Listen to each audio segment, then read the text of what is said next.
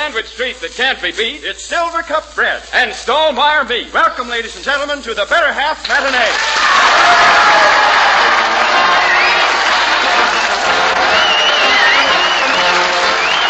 Yes, it's matinee time for the Better Half. So join us for some fun and laughs with a big, long drink with a sly old wink. The old Silver Cup loafer himself, Tiny Ruffler. Well, what do you know? Thank you, ladies and gentlemen. And thank you, Carl, my little man. So I'm the Silver Cup loafer, huh? Mm-hmm. Well, if I'm the Silver Cup loafer, you're the Stallmeyer ham, friend. You know, Carl, yes, and just for that, you know what I'm going to do? I'm going to tell the secret of your past laugh, boy. I'm going to take your hair down right in front of this full-viewed, intelligent audience. Mm-hmm. I'm going to give you the business. Folks, I got a little secret to tell you about Carl. He used to work. Now, get this. He used to work from dark until dawn in a lingerie factory. He's a nighty watchman.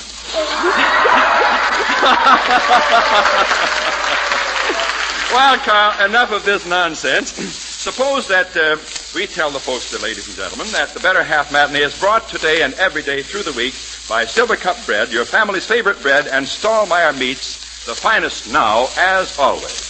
Well, we have prizes galore for a dozen or more lucky people this afternoon, Carl. So suppose we start the ball rolling with our smiling couple today. Huh? Why not, Tiny? Here they are, ready to battle it out for top honors. Folks, meet Mr. and Mrs. Allwell, all the way from East Orange, New Jersey.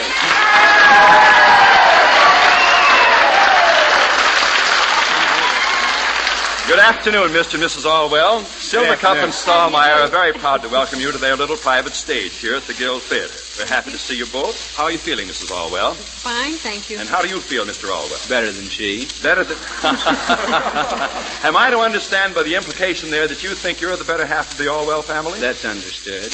Oh, my, what a confident chap. And you, We'll find out. We'll find out, says the little woman, not to be outdone. Well, I'll tell you what we're going to do. Regardless of what you think, you're going to have to prove whether or not you're the better halves of the family today. We have a series of tests lined up for you that pay off in cash, and when we're all through, the one bagging the bigger bundle of greenbacks walks off with the title. Is that fair enough, folks? Yes, sir. Okay. First, we'll find out who the mental genius of the family is with a round of questions. Both of you go after these, and the first to answer correctly in each case collects. We'll start you off with an easy little one for $2. On your toes now, both of you. Here we go. If you take $3 from $5, how many have you? 2. How many dollars? Yes. You got $3. Absolutely right, Mr. Allwell. I didn't say how many you would have left, Mrs. Allwell. I said, how many have you? And Mr. Allwell, being very sharp at the moment, came up with the right answer, 3, and he collects himself for that 2 nice round silver dollars. And now, I've got to pay close attention to these. They're a bit tricky. And here's a question for $3 that you shouldn't have any trouble with at all. Tell me if you can, why can't a man living in Brooklyn be buried in Staten Island? Who wants the bums? What? Who wants the bums? Who wants the bums? That isn't the answer. I'm terribly sorry. Why can't a man living in Brooklyn... What is that? Maybe he wanted to be buried in Brooklyn. No. Probably don't allow the scent to cross the water. No, wait a minute. Listen to it again. Why can't a man living in Brooklyn be buried in Staten Island? He's alive. He's alive, of course, Mr. Allwell. Well, now... $3 more to Mr. Allwell's score. The score is 5-0. And now at $1 a throw, here are 5 opportunities for you, Mrs. Allwell, to catch up with Mr. A. Let's see how much you know about these creatures. You've seen them all, and I'm sure the answer should be very easy. Now, what little creature runs around with his eyes and his horns? Mice? No. Mice don't have Whoever horns. heard of a mouse with a horn? Creature's eyes and his horns. They Eyes make and you his feel horns. like to have horns. Eyes and... One of the slowest animals that we know. Little fellow with a big shell on his back. Anatete or something like that? No, not a tortoise, and not an armadillo, as what you're thinking of. Not an anteater, no, a smaller animal. A little bit of a fellow who leaves a sticky trail. A bee. No, a bee leaves a sticky trail? No. An animal. He crawls along the ground, leaves a little white, slimy, sticky trail. Snake? No, not a snake. Snail. Snail is correct, Mrs. Allwell, and he has his eyes and his horns, believe it or not. All right, here's your second one. This one you've seen, I'm sure. Where would you see a mudder eating fodder? Cow. In the cornfield. No. Where would you see a mudder eating fodder? On a horse? Now, where? Where would you see? On a range. Where? On a range? No. A horse. Could In a be, but stable. that isn't... In a stable, that is correct. The mudder, being a racehorse who runs well in the wet day, would be eating the fodder out of the bin in the fodder bin. Now, She gets the trivial thing. all right. So she knows her racing form. So you have $2, too, Mrs. Allwell, out of 5 here. Now, here's a funny one. What animal perspires through its pants? A human being. No, Mr. Allwell. It's an animal. Well, I know, but he doesn't perspire through his pants. He perspires through his pores. A panther? Believe it or not, Mrs. Allwell, you are absolutely correct. Congratulations. He perspires through his pants because he perspires through his tongue. So he perspires with his tongue hanging out. It drips off as he's panting. Isn't she smart? Woman's Day. Isn't she smart, Mr. Allwell? No, sir. Aren't you proud of her, Mr. Allwell? Oh, I'm proud of her. I wouldn't say she is smart. Oh, you wouldn't, huh? Well, you just got to give him his comeuppance for that, Mrs. Allwell. Now, here's your fourth one. Have you ever stuck your head in a cow's mouth? No. Nice country all around there. You want to try that sometime? Well, if you did, how many teeth do you think you'd find on top? None. Absolutely correct, Mrs. Allwell. The cow has no upper teeth. Now you've got $4 to Mr. Allwell's 5. Here's your chance to get absolutely even. This one goes for you, and you must have noticed it. On which side of a dog is the most hair? Outside. Absolutely correct, Mrs. Allwell. Now you're in there, cooking on the front burner, honey. And the score as we approach our final test in the mental department is 5-2-5-8 dead heat. Now we'll top off your mental round with a real stickler worth $5. Since you're both even, it's whoever wins this who will be the smartest of the Allwell family. Take your hand away from that little woman's mouth, Mr. Allwell, and don't choke her either. Give her an even cent. Here's your question. As you know, different countries have different ways of punishing crimes. Even in our own country, the death penalty is executed in various ways. Now, I want you to tell me, in what country is it against the law to hang a man with a mustache? Any country, you can't hang a man with a China. mustache. He's right. You can't hang a man with a mustache. They use a rope. Oh, Mr. Allwell, that was good thinking, and you win the medal round by a score of 10-5. Congratulations. Anything deep like that, I'd be glad to help you with. Oh, yes, any time. I understand, Mr. Allwell. And now, before we take up your deciding test for $10, Mr. and Mrs. Allwell, I have a question here for Carl. For me, old boy? For you, old bean. Do you think you can answer it, eh? Well, if it has an answer, I'll get it. See, you're confident. All right, here it Feeling is. that way today, shoot. Good. How many pieces of bread have you eaten in your lifetime? Holy smoke, That'll Tiny. get 'em. What a question for a guy who loves bread the way I do. Well, now, let's see. I'm 21 now.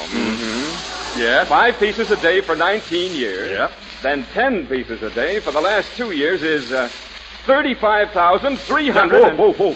Slow down. Wait a minute. Why the increase in the last 2 years? That's when I started eating Silver Cup, Junior. Oh, there's a smart boy. If I tried it years ago, I think I'd hit $1 million. I bet you would, Carl. You know, folks, bread is a mighty big part of our diet and the diet of our growing children. As you mothers know, the more growth and energy-building properties a food contains, the better it is for your youngsters. Now, Silver Cup bread is not only one of the finest foods for your children, the best they can eat, but it's a food you don't have to coax them to eat. Yes, sir? Both big and small, they love the rich, fresh flavor of Silver Cup. Get a loaf of enriched Silver Cup for them today and watch them grow day to day. And when they reach my age, you'll hear them say, I hit $1 million the Silver Cup way. Right you are, Carl. And now for the final test of Mr. and Mrs. Allwell here, and $10 to decide the issue. For the next 5 minutes, Mr. Allwell, you've got to be a woman-hater. Do you think you can do it? Yes, sir. Not too much of a strain, eh? No, sir. Okay, good. And while I explain this to your husband, Mrs. Allwell, suppose you do us the favor of running off stage and slipping on a good big pair of overalls. We have a little stunt here that will make it a little bit tough on your dress, and we want to protect it. Now, Mr. Allwell, now that she's out of sight, here's what I want you to do. Ed, bring out our better half doghouse and have Mr. Allwell crawl inside and stick his head out the front hole here so I can talk to him, will you? There's the doghouse. Right down there and stick your head out the hole, Mr. Allwell. Now, you'll notice that little doghouse there is different from most doghouses, Mr. Allwell. It has 3 holes in it instead of the usual 1. There's 1 in the front and 1 on either side. Now, while you're in there, I want you to shout out in a good, loud voice. There's his head, skin and all coming through there. While you're down in there, I want you to shout out in a good, loud voice, I hate women because. Now, each time you shout that, I'll call out a letter of the alphabet, and you got to pop your head out of any one of those 3 holes and finish the sentence with the words beginning with the letter I give you. For instance, if I call out the letter C, you'd pop out of one of those holes and say, they're catty. You got the idea, Mr. Allwell? Give him the microphone. I couldn't hear what he said. Got the idea? Yes, sir. Okay, Mr. Allwell, that's fine. Now, let's get Mrs. Allwell back out here. Here she comes, Mr. Allwell. She's a nice girl, isn't she, eh? That's your idea. Well, she looks very charming in those overalls. Oh. She's very lovely, isn't it? Boy, I knew she was country.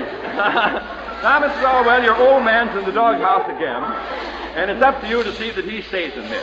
Have Mrs. Orwell climb right up on top of that doghouse there, Ed, and hand her a good big paper club.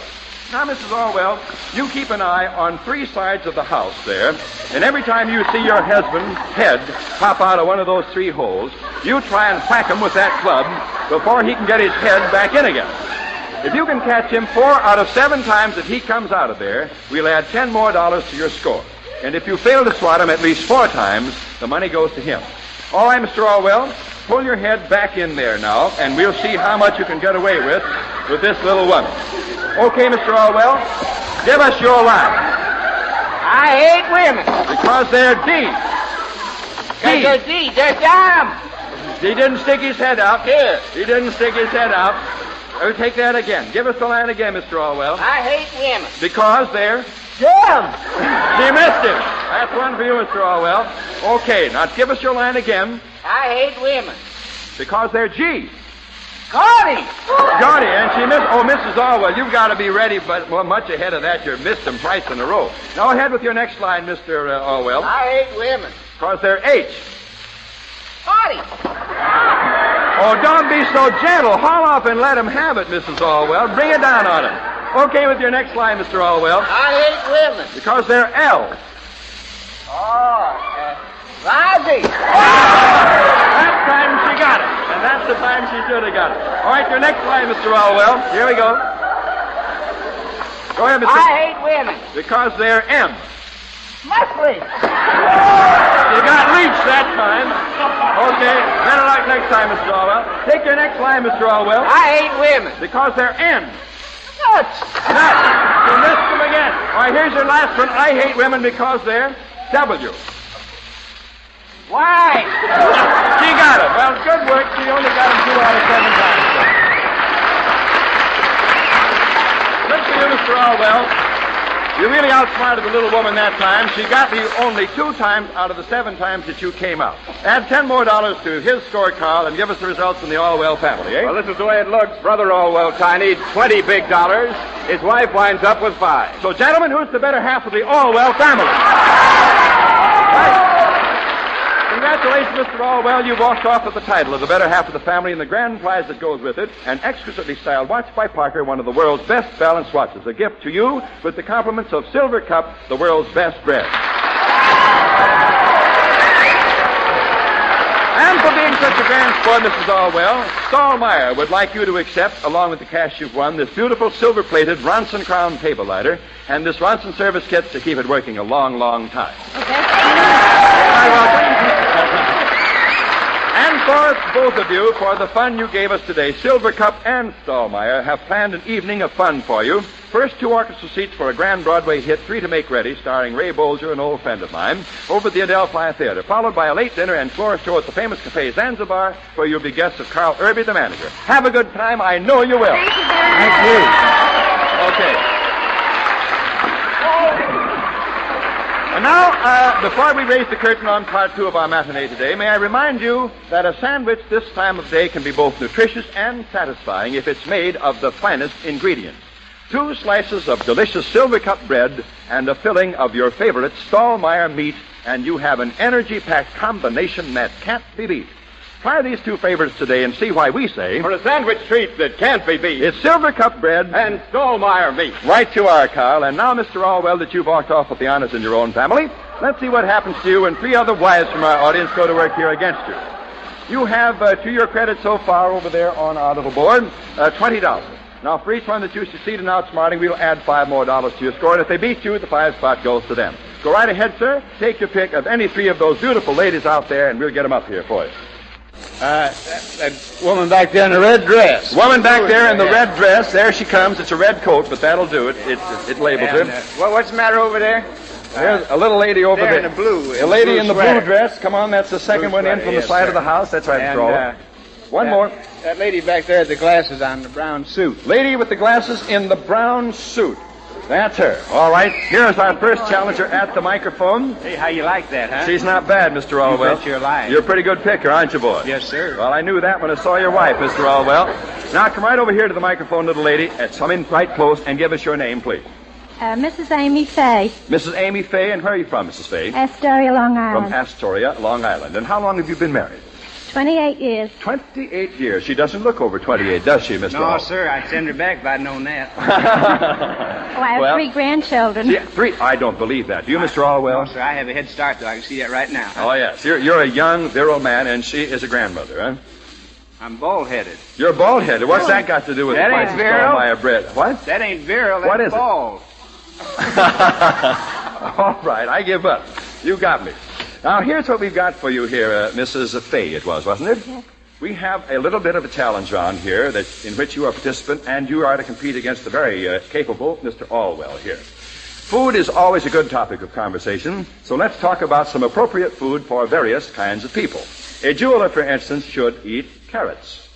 That's the way he weighs his diamonds, of course. A prize fighter should eat duck. That's what he does unless he wants to get his block knocked off. And I'll mention the people from here on, and you tell me the type of food that they should eat. The first one to get 3 correct will be the winner. Now, an appropriate food for a policeman would be what? Go ahead. Bologna. Huh? Bologna. What? Now, Mr. Allwell. Beets. Beets is correct. That's what he walks on, yes. Now, what should a plumber eat? A plumber. Spaghetti. Oh. No. What does he fix? Noodles. What does he fix? Fix leaks. Leaks is correct, Mr. Allwell. You have 2. He's very good, isn't he, Mrs. Fay? Oh, Let's see if he can get Thank you. this You're next nice. 2 and right Spanish up being now. a man. Now, a chiropodist should eat what? Corn. That is correct. 3 straight for you, Mr. Allwell. You're just too fast. And $5 more to Mr. Allwell's score, Jack. And for you, little lady, for coming up here, a delicious, ready-to-eat, hickory-smoked Ferris ham, a gift to you from the famous house of Stonemaier. Now let's meet our next challenger. Hey, this is quite a critter you got coming up here now, Mr. Allwell. She's mighty pretty. Come on right up to our microphone. She's nervous. Put your arm around her, Mr. Allwell. Oh, yes. I'm glad she is. What is your name, little lady? Edith Arendt. I beg pardon? Edith Arendt. A-R-E-N-T. I didn't get it. A-R-E-N-T. What are you talking about? RNs? Yes. Oh, Edith Arends? Yes. You're not a native. No, I come from England. You come from England. You're an English girl? No. I didn't think you were. What is your nationality? Czech. You're a Czech. I was born in Holland. You're born in Holland. What a Oh, mess. this is a pretty good one. She's a Czech. She was born in Holland, and she comes from England, and then she's in the United States. One of us is awful mixed up. I don't know who it is. Well, Edith, we're very happy to have you here. This gentleman on your left is a native American. His name is Mr. Allwell. He comes from out in New Jersey. Have you heard of New Jersey? Yes. Very fine state, Edith. Now stand at the microphone because we're going to have your opinion about this little problem that we have here. We have a what am I? And I'll tell you what a what am I is. I give you a whole lot of clues as to what I am. They're going to be in rhyme. Now, I'll give you this much of a hint before I begin. I am not a living creature, nor am I an object. So the first one who spots me will be the winner. Now, here we go. You won't find me in coffee, but you will find me in tea. You may see me in scotch, but not on a spree. You can find me in chocolate and always in broth, but never in anger except when I'm wroth. I'm never in jams, still I'm always in trouble. You'll find me in hot water, but never in a bubble. I always with my mother, but I'm never with my dad. Though I get in difficulties, I never get in bad. I'm a letter of the alphabet, and it's plain to see that when you recognize me, I'll suit you to a T. T. T is correct. A little lady from England, from Holland, from Czechoslovakia, who is now in the United States. What are you standing there with your bare face hanging out for, Mr. Allwell? Can't you take it? I thought I did pretty good. I drew a check from Holland, but I lost. You sure did, boy. And she walks off with that $5, and our congratulations for defeating you in the second challenge round. And that brings up to our microphone another very beautiful lady. This man's taste is not all in his mouth. That is obvious to see, Mrs. Allwell. And what is your name, little lady? Mrs. Cronin. Mrs. Cronin? That's right. You're not any relation to Joe Cronin, are you? No. Joe Cronin was the manager of the Boston Red Sox, wasn't he? Oh, yes. You My remember husband that? told me. Did you hear the Bob Hope show from Boston last night? Yes, I did. Didn't you like that crack? I think it was Fred Allen, who said, they have a meat shortage in Boston because nobody will say the word slaughter. Which is a pretty good fact. It comes from the best comic I know. And your name again now? Mrs. Cronin. Mrs. Cronin, yes. Now we have that straight, and you come into the microphone, and we'll give you your competition with Mr. Allwell here, who comes from New Jersey. You've got to be sharp, and you've got to be quick this time. Alternating back and forth, I want the two of you to mention every article of clothing that can be put on over your head, like dresses and sweaters and so on. And you have but 10 seconds to come up with an answer each time, or you lose. In other words, the first one who can't get there with an answer in 10 seconds is out. The other fellow wins. Articles of clothing that can be put on over the head. You ought to be a little bit ahead on this, Mrs. Cronin, because women have more things of that nature than men, I believe. All right, we'll start with our champion. Give me the first article, Mr. Allwell. Nightshirt. Nightshirt is good, yes. Mrs. Slip. Slip, yes. Go ahead. Hat. Hat is all right. Dress. Dress is okay. Sweatshirt. Sweatshirt's fine. Kimono. Kimono. Oh, Yeah, at times you can. I have one that's I know the so kind you mad. mean. The ones that are made like the slip-ons. That's The Japanese, the real Japanese with no opening in the My front. husband brought me one back from Japan. I know it. That's why I mentioned Japanese kimono. She's right, Mr. Allwell. Go right ahead, sir. Sweater. Sweater is good, yes. Blouse. Blouse is correct. Mr. Allwell? Overcoat. Overcoat? Now, wait a minute. Just a minute. You can't slip on an overcoat over your head. Yes, sir. How do you do it? Just button it and put it on. All right. That opens up a whole new field of objects here, but okay. Come on ahead now. A chemise. A chemise, yes. Yes. What's that? A what? What's that? A who? A chemise. What's that? You want to know what it is? How long have you been married, Mr. Allwell? 8 years. You've been married 8 years and don't know what a chemise is. It's no use me trying to tell you, boy. Go right ahead, Mr. Allwell. Tie. A tie? Yes, sir. Now, just a minute. How do you do that? Leave 'em tied. By George, he's right. He's right. Lazy men, leave him tied and pull him out and then slip him on over there. That's right. Go right ahead now, Mrs. Cronin. A dickie. A dickie? That's what I have on. Is that a dickie you got on? Okay. All right, Mr. Allwell. Come on in. There's a limit to things, you know. I know there is, but a dickie is right well within. It's all right. It's okay. Here we go, Mr. Allwell. Come on ahead now. I'm going to start counting on you. 1, 2, 3. Did 4. I say a sweatshirt? Yes. Yeah. 5, 6. Shirt and undershirt. Eight. Undershirt. Undershirt, all right. Hey, yeah. what's that thing there? One of those. All right, undershirt will do. Lee has take it away, Lee. All right, Mrs. Cronin, give us the next one. Well, I'm getting kind of stumped. Oh, listen, there's some under things that you wear. But they're unmentionable. Of course they're mentionable. When Good. the chips are down, we got to mention them. Girdle. Girdle, of course. Put it on over your head? No way. Slide it down. Really? You get out of them the same way? Oh, you step out of it. You mean you put them on over your head, And then when you take it off, you step and out then you of it. slip out of it? The things we learn on this show. It won't fit. Doesn't sound practical. Won't fit. All right, Mr. Allwell, you come along. Come on. He was right. 1, 2, 3, 4, 5, 6, Shirts, 7, shirts, 8, sweat- 9, dress 10. shirt. 10, I'm sorry, Mr. Allwell. The little lady done it to you. Congratulations, Mrs. Cronin. $5 to this little lady, plus a case of Stallmeyer's delicious meat spreads, 24 tins of meat spreads as only Stallmeyer can prepare them. Thank you for coming up, little lady. Well, Mr. Allwell, you had a swell day. You beat your wife. You triumphed over one of your challenges, proving that you are, without question of a doubt, the better half champion of the day.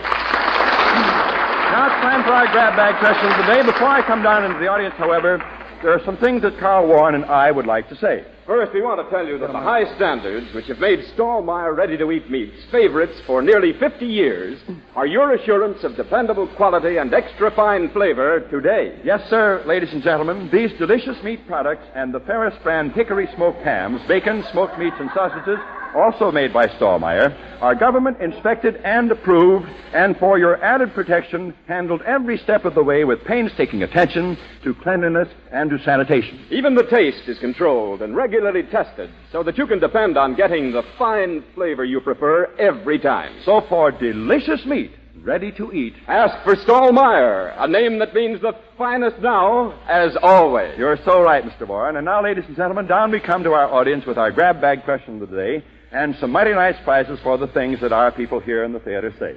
Our question today is quite simple. Are bachelors generally happier than married men? If so, why? And here we come down to the audience. Are married men happier? No, it's the other way around. Here's a gentleman. What is your name, sir? Louis Rosen, Mr. Rosen, happy to have you here. Where are you from? Brooklyn. All right, let me ask you the question. Are bachelors happier than married men? No, definitely no. Is your wife with you? No. She's not with you, and you still No. say that? Yes, sir. You're really sold on marriage, huh? Yes, sir. 25 years, 4 months, and 5 days. How do you like this guy? He's really got it tabulated. Every moment a jewel, eh? Yes, A sir. precious string on a beautiful rosemary of remembrance. That's right, sir. Okay, take your choice of a prize up there, sir. Number 3. Number 3. Number 3 for you, sir. You bet. A Baribbon Baracini gift basket chock full of delicious chocolates, assorted and French. All made in the Baracini manner. All yours with the compliments of the 17 famous Baracini stores in New York. Thank you very much, Carl. Here's another gentleman, and I found out in advance, ladies, I want you to see one. Here's a bachelor. No applause for the bachelors? No applause. Okay, what is your name, sir? My name is Joseph Steiner. I'm from Wheeling, West Virginia. From Wheeling, West Virginia. That's right. You think bachelors are, generally speaking, happier than married men? Well, I've been happy for 43 years, and that's... And you're not going to take a chance on changing that by marrying something, huh? No, sir. I had 5 sisters and 2 brothers, and I've seen what they've gone through. And you decided to take no chances on having some of the same. That's right. Well, the evidence being what it has been in your family, I cannot but applaud your sagacity and the wisdom of your decision. Will you take a number? 1, 2, 4, or 5, sir? I take 4. Number 4 for this gentleman. Number 4 for a gentleman with money in the bank. For you, sir, a real treasure. 6 smooth, finely woven Dan River sheets. For extra durability, comfort, and wear, Dan River sheets can't be beat. Righto, you can't go wrong on a Dan River sheet, Carl. That's right, old boy. Here's the little lady. Your name, please. Mrs. Reisig, Where are you from, Mrs. Rice? New York City, formerly Buffalo. Formerly Buffalo. You married? Yes. You know something about men? Oh, yes. Mm-hmm. Do you think that bachelors are happier than married men? Well, no. Why do you say that? Because I think a man, when he's married, he has all the attentions of a wife, where a bachelor, he has to go look for it I see. on the outside. I see. He has home comforts and everything when he's married. Yes. See? So the bachelor naturally is not happier. He's not happy. No. Mm-hmm. The fact that he has freedom and can go and come when he likes and doesn't have to report home at a certain hour and all that sort of thing is not important. Well, to a certain extent. Mm-hmm. But it's He gets still... tired of it after. The vicissitudes of being happily married to a lovely feminine thing far overbalance those other considerations, That's eh? right, yes. Okay. All right. Take a number. 1, 2, or 5? 2. 2. Number 2 it is for you, madam. Something you'll always enjoy. This fine DeWalt radio and a beautiful white Catalan cabinet. If you want something better, demand DeWalt radio, quality proof for over a quarter of a century. Thank you, Carl. Here's a young man, son. Smitty. Smitty is your name? Burris Smith. Well, now, Mr. Smith, let me ask you this question. Do you think that bachelors, generally speaking, are happier than married men? I don't think so. In my case, no. You're a married man, are you? 4 months. And 4 months. Yes. You're hardly qualified to discuss whether... Oh, I think I am. You think you are? Yes. After only 4 months of married life? You see, I never really cared for life until I got married. How do you like that guy? Those women really did a job on this fella. Take our number 5, sir. 5. Number 5 it is. For you, sir, 3 beautiful McGregor white shirts. A gift any man will enjoy. McGregor white shirts for dress or sport are really something. Thank you very much, Carl. And ladies and gentlemen, we'd like to invite you all to join us tomorrow afternoon at the same time for another stormy session of the Better Half Matinee, brought to you today and every day, Monday through Saturday, by Silver Cup, the world's finest spread, and Stallmeyer, maker of fine quality meat products. Till tomorrow, this is Tiny Ruffner, the old Silver Cup loafer, bidding you all a very pleasant good afternoon.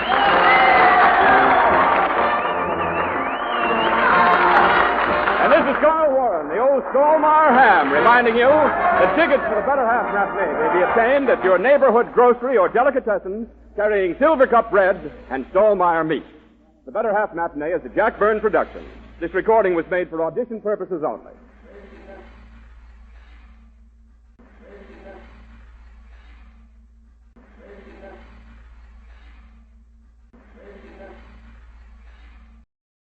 Ladies and gentlemen, meet The Better Half.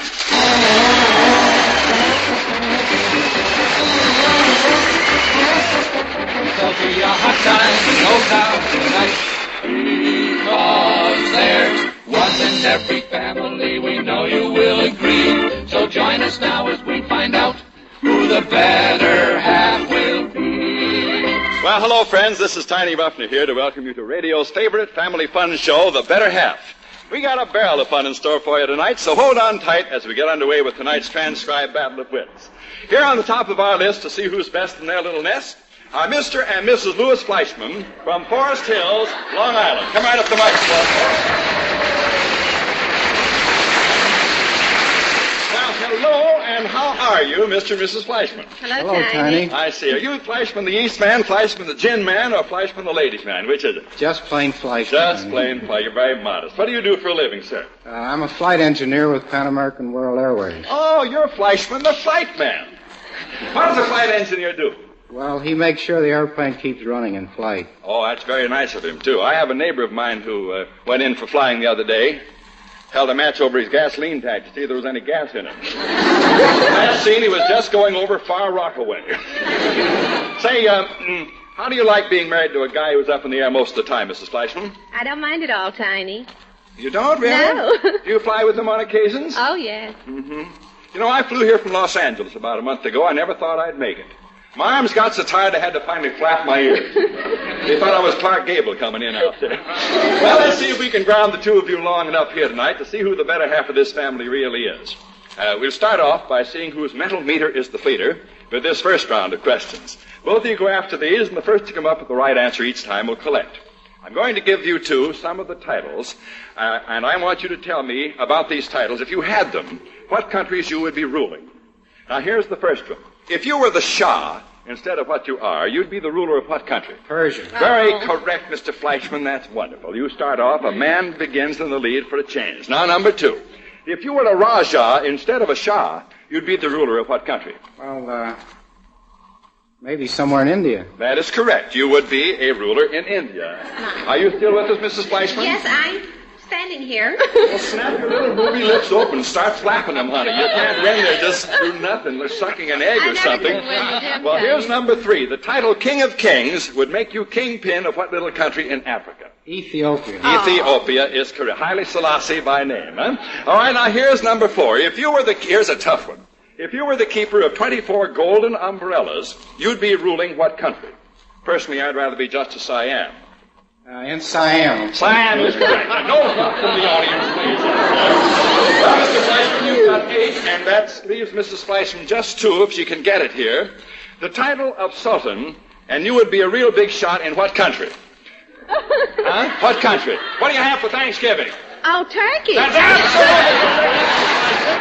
Thank you. Tommy Dent's the plate over here with a little $2 whip. Good going, Mrs. Fleischman. I thought for a moment we'd lost you there. He'd left you home.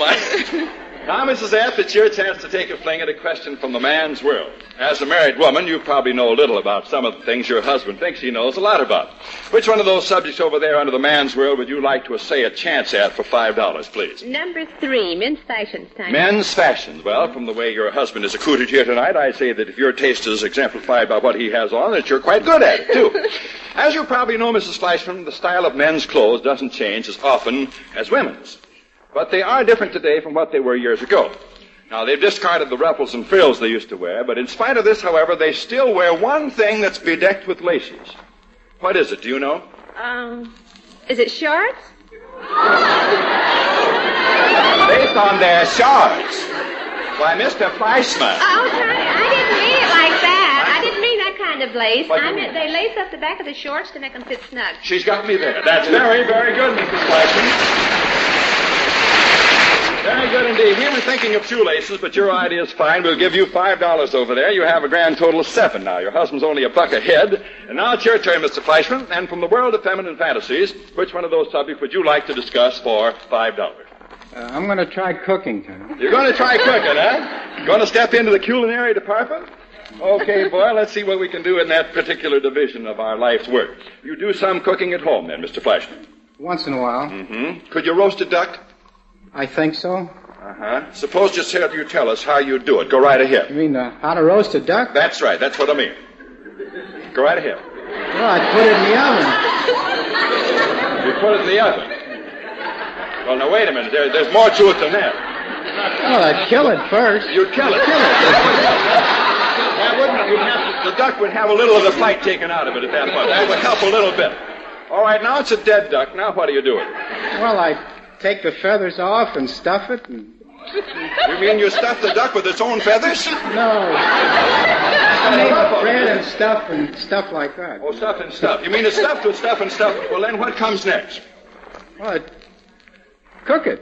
Well, you put it in the oven then and you cook it. Now, how long do you cook it? Oh, 3-4 hours. Uh-huh. All right, now here's the important thing. How do you know when it's done? Well, you stick a fork in it. And if the duck doesn't fly off, it's done. You did all right, Mr. Flashman, but if I were you, I think I'd stick to beans. Put $5 more up there for him, Ed, and now let's take a look at the score in the Flashman family. The husband is ahead and wins by a score of 13-7.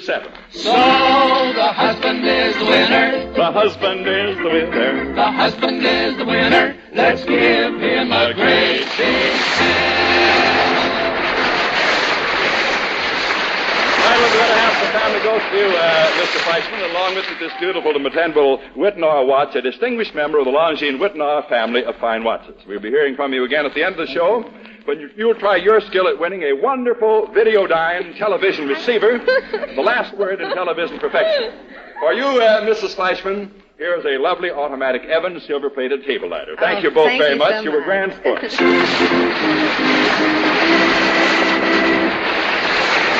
Now, friends, it's my privilege to tell you about a very interesting contest that's for everybody. You know him. You've seen him in newspapers and magazines.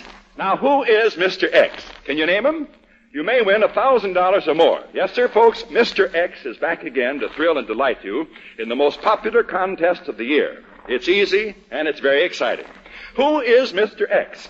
Well, see this Sunday's Newark Star-Ledger or Long Island Sunday Press. Find out how you can win $1,000 or more by simply answering the question, who is Mr. X? See how all the cash jackpots grow and grow and grow. Now, if you live in New Jersey, see Mr. X's picture in this Sunday's Newark Star-Ledger. If you live in Queens or Long Island, see him in this Sunday's Long Island Press. Will you know the answer to who is Mr. X? Remember, whether you have a telephone or not, you're eligible to win in these Mr. X contests. And now, before our second couple comes to bat, Bill Burgess and our well-prized jesters here would like to do a chorus or two of the top tune of the day, Someday. Hit it, boys.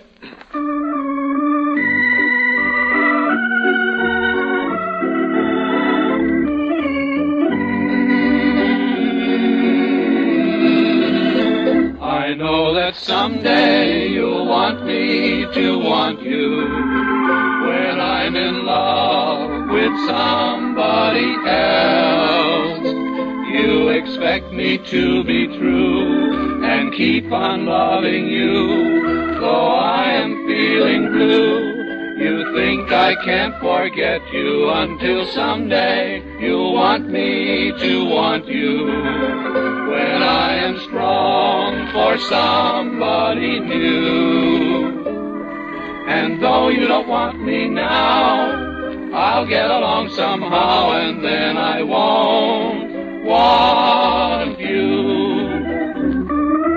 Someday you'll want me when I'm in love with somebody else.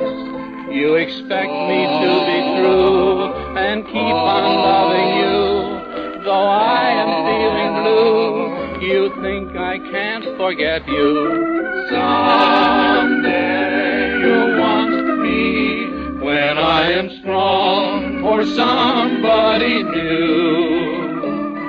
And though you don't want me now, I'll get along somehow, and then I won't want you.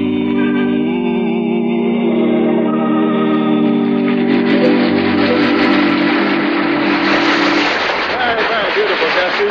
Thank you very much, fellas. Now let's turn our spotlight on couple number 2. They are Mr. and Mrs. Frank Sullivan from good old Philadelphia, Pennsylvania. Well, top of the evening to you, Mr. and Miss Sullivan. Tell me, how are things in the city of brotherly love, anyway?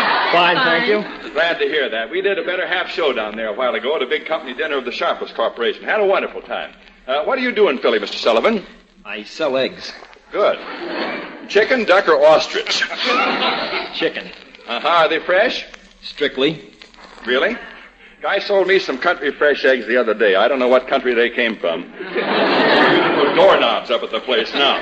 Say, I got an unusual little hen up on my farm upstate here. I want to tell you about this. She lays, she's white, see? She's a little white leghorn, but she lays brown eggs. Did you ever hear of that? There's nothing unusual in it. Oh, no? Can you do it? I don't lay eggs, I sell them. Oh, you sell them, I see. Well, we lay them here. Suppose you sell a couple of ours sometime, eh, boy? How long you been married to this omelet, Mrs. Sullivan? 5 years. 5 years. Would you like to scramble them up good tonight and show them who the better half of the family really is? I sure would. You would, huh? Well, let's get back to your husband for a minute. Tell me, Egghead, do you like to eat? I beg your pardon? I said you like to eat. I sure do. I'm glad to hear it. You look like you did. Like most women, Mrs. Sullivan, you probably think more of clothes than things to eat, right? Right. That shows in the way you're dressed, too. Very charming.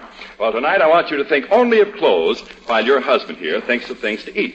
Now, as I call out a number each time, I want you to answer with a food or article of clothing that contains the number of letters that I call. The first one to come up with the correct answer each time collects. Remember, you're to mention a food each time, Mr. Sullivan, and you an article of clothing, Mr. Sullivan. All right, now, here we go. Make the first one 5 letters. Steak. Dress. Steak is correct, and Mr. Sullivan was just a tick ahead of you there. I'm sorry, Mr. Sullivan. Now, number 2, make this one 3 letters. Hat. Hat is very good.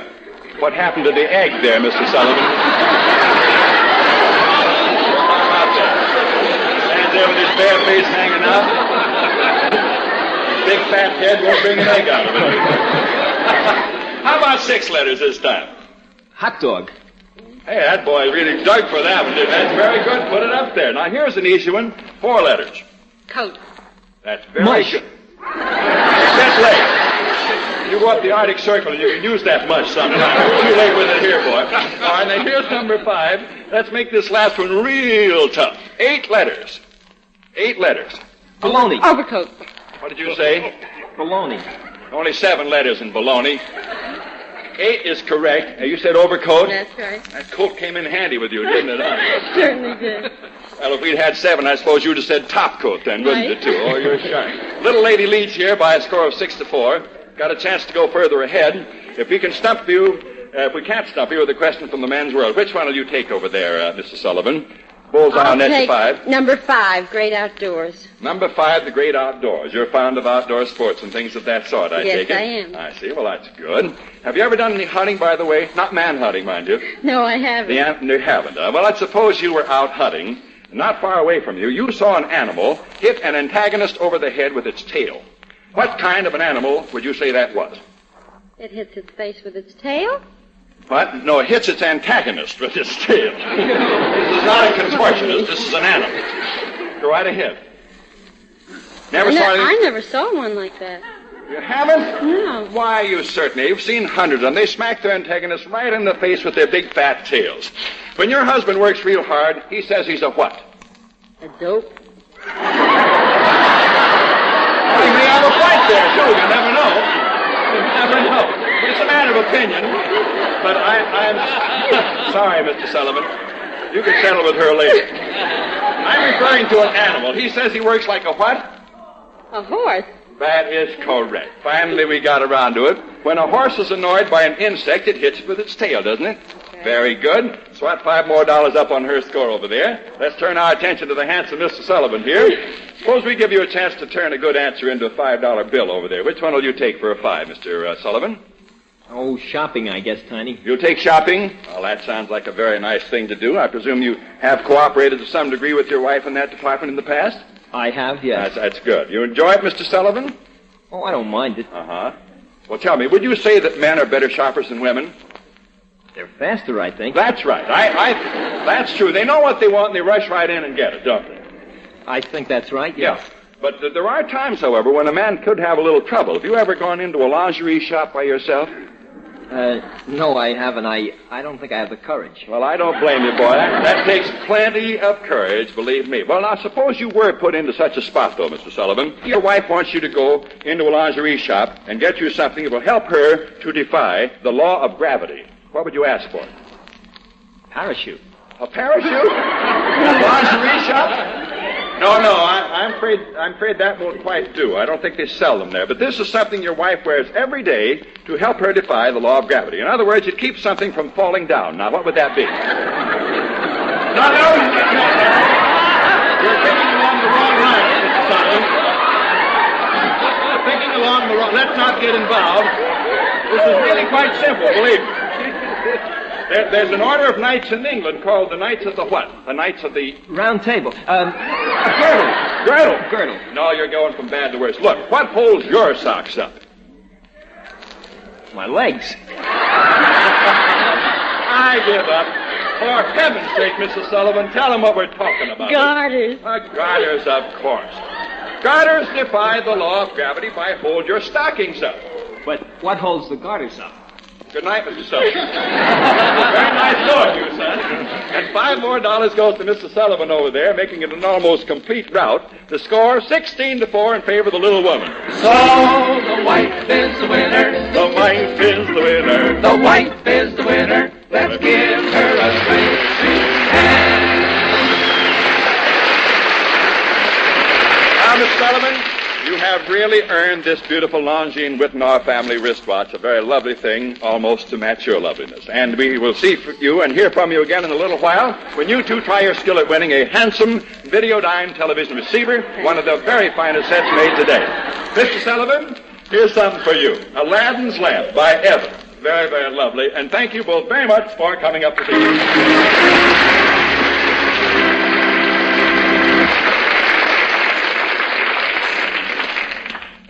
Here we go with couple number 3 on the better half, who look like they should be Mr. and Mrs. Kleinrock of the Bronx. Mr. and Miss Kleinrock, it's a pleasure meeting you both. How are you? Hi, Tiny. You look like a very happily married couple. How long have you been fighting under the same name, huh? 4 years Tuesday. 4 years Tuesday. What type of work do you do, sir? Chain store. Sell chains, nothing else? No, we sell everything. Sell everything. Oh, I see. You're one of those fellows who plays the cash box Steinway as the customers go out? No, traffic. Oh, I see. You mean you park the cars? No, we do the distribution here. Oh, the distribution of the merchandise. I see what you mean. Tell me, Mrs. Kleinrock, what do you do while he's directing this gustatorial traffic? Well, right now I'm doing housework. Yes, and you were before that? Secretary. Uh-huh. Same thing happened to my sister. She got a little heavy and took the crease out of her boss's mouth. She had to get married. I know how it is. Sam, do you think you'll have much trouble putting this fellow in his place tonight? Oh, well, I think it should be easy. Oh, did you say something, Mr. Kleinrock? Not a thing. Let us proceed. A bit of knowledge or a lucky guess will do the pick this time. The odds are 3-1. You'll hit them right on the nose, so be ready to swing at them for all you're worth. Here's number 1. Which of these is the largest? Mars, Jupiter, or the Earth? Earth? Jupiter? Jupiter is correct. The Earth is a little bit of a pea compared. Here's number 2. Which of these is the smallest? An atom, a molecule, or an ion? Ion. Ion is correct. There, the man's technical knowledge comes before, and it's a fast $2. Hey, by the way, this decides who gets the better of it between the men and the women here tonight. Up to you, Mr. Kleinrock, to defend the men. Here's number 3. We've got a tie here now. Which of these would you say is the hottest? Borneo, Bolivia, or Brooklyn? Borneo. Brooklyn. Borneo, what? Brooklyn. Turn that woman back to the Bronx. Borneo is correct. Now the husband leads by a score of 4-2. Here's number 4. The coldest one of these would be what? Algeria, Siberia, or Liberia? Siberia? Siberia is correct. The little lady was 1 tick ahead. It's 4-4. This breaks it. Which of these would be the smartest? A chimpanzee, a lady, or a donkey? A lady. A donkey. No. Chimpanzee is correct. Because, as you know, science claims that next to man, a chimpanzee is the smartest creature. That makes the ladies come in third. Husband wins in this department by a score of 6-4. Now let's see how you make out, Mrs. Kleinrock, as we turn our attention over here to this men's world department. Which one of those subjects would you like to tie up into ribbons for 5? Oh, I hope I could do something with number 2, Business World. Well, I have no doubt with your past secretarial experience that you shall be able to do a quantity of the right thing in this direction. There are all kinds of businesses, as you know, in operation these days, some making money, some losing money. There's one business in particular, however, Mrs. Kleinrock, that makes ends meet year after year, regardless of business conditions. What type of business is that? Do you know? Makes ends meet, no matter what the conditions are in business, always makes ends meet. Rubber? Rubber? We might stretch at a point and accept that, but I don't think so. Do you know, Mr. Kleinrock? A girdle? A girdle? Makes ends meet. Sounds like a lot of baloney to me. And Does anybody know the answer over there yet? I'd like to knock somebody, but I don't know which is the worst. I give up. Which one comes next? Hot dogs. Hot dogs, that's close enough. The baloney business is what we were trying to get out of there. The husband gets the 5 and leaves. Now, you're on the spot for a 5, Mr. Kleinrock. Which one of those subjects out of the woman's world looks easy to you? This isn't easy, but I'll try wedded bliss. You try wedded bliss, and it is not easy. A man of experience speaking over there. Mr. Kleinrock, you have my deepest sympathies. Now, you notice, Mr. Kleinrock, that we put wedded bliss under the woman's world over there? The same thing in the man's world would be spelled B-L-I-T-Z. Well, as you probably know, there are very few couples in this world who don't fight a little bit at one time or another. You read about them every day in the papers. In fact, you'll find family squabbles mentioned way back in the scriptures. Could you tell us who the first couple was that had a quarrel that we know of? I think Adam and Eve. That is correct. The scripture says that they raised Cain, remember? Absolutely right. Lock that man up with another 5 over there. Let's take a look at the score in the Kleinrock family. The husband wins by a score of 16-4. So the husband is the winner. The husband is the winner. The husband is the winner. Let's give him a great big hand. Kleinrock, you will be the recipient of an exquisite Longines Whitnall wristwatch, always dependable, always lovely, a member of that great family of fine watches. And in just a moment, you and our other 2 family winners will try your luck at the right answer that will net you a brand new Videodyne television receiver. Little reminder of this occasion for you, Mrs. Kleinrock. This handsomely designed Evans silver-plated table lighter, the Aladdin. Thank you both very, very much. You're swell.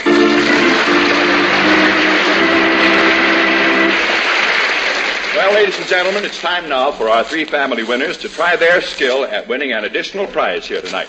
A wonderful new Videodyne television receiver, the very latest in television design, operated by only 3 controls for simplicity. Videodyne offers excellent reception even in remotest areas. Made with big 10, 12.5, and 16-inch picture tubes in a variety of handsome table and consolette models. Put to the test, it's television at its best. A product of Videodyne Incorporated, Stamford, Connecticut. Well, tonight, Bill Wurgis and the Jesters depict a handful of luscious fruits for you to nibble on. You'll find the various fruits mentioned in the titles of these songs they'll sing and play. Listen to them closely and mark down on those cards in front of you the name of the fruit mentioned in the title of each song. Don't write off the titles, just the fruit mentioned in each one. You need all 5 correct to win, and be sure you list them in the order that they are sung and played. All right, boys, dish them up.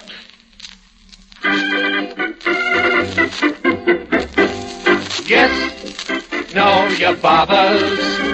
We have know your bobbers today. We got us some nice stringa beans and onions and kabochas and scallions and all kinds of fruit and say. Yes, know your bobbers. We have know your bobbers today.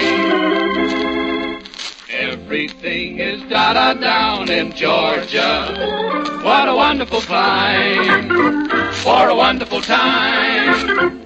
I bet you'll pick yourself a blank of a wife, settle down to a blank of a life. Everything is da-da down in Georgia.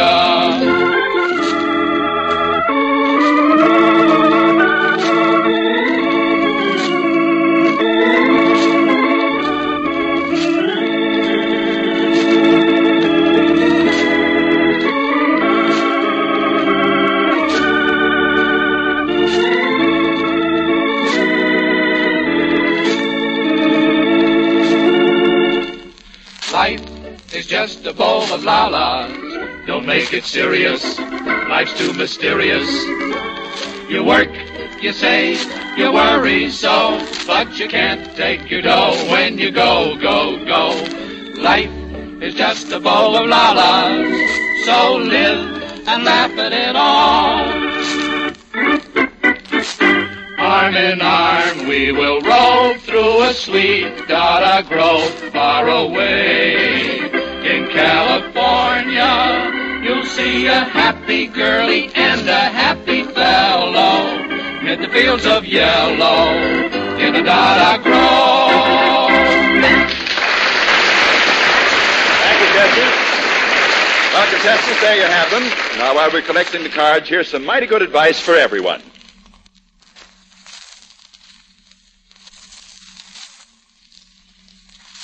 I wonder how many of you folks at home were able to identify the fruits in tonight's medley. They were as follows: bananas from Yes We Have No Yababas, peaches from Everything Is Peaches Down in Georgia, apples from In the Good Old Shade of the Old Apple Tree, and cherries from Just a Bowl of Lalas, and oranges from an orange grove in California.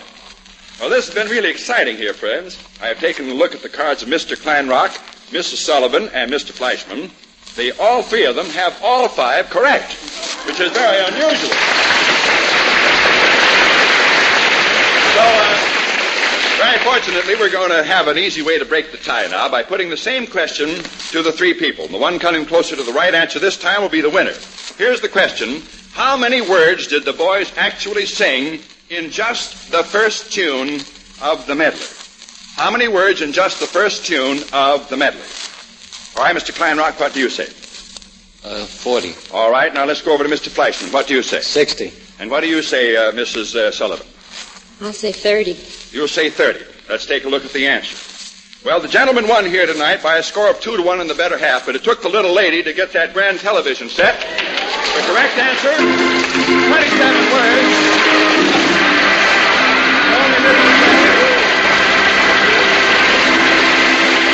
Hope you enjoyed that wonderful Videodyne television machine. We'll be back at our usual time, 9:30 next Friday night on WR with another transcribed half hour of family fun. And we'll be looking forward to being with you and hope you'll join all the gang here. Till then, this is Tiny Ruffner and all of us wishing all of you the very best of everything and saying bye for now. The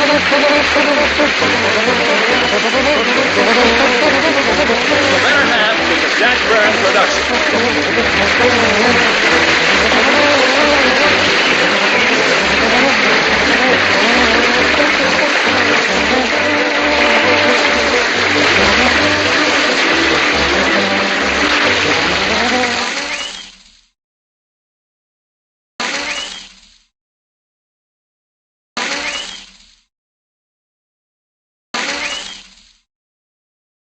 Ladies and gentlemen, meet the Better Half.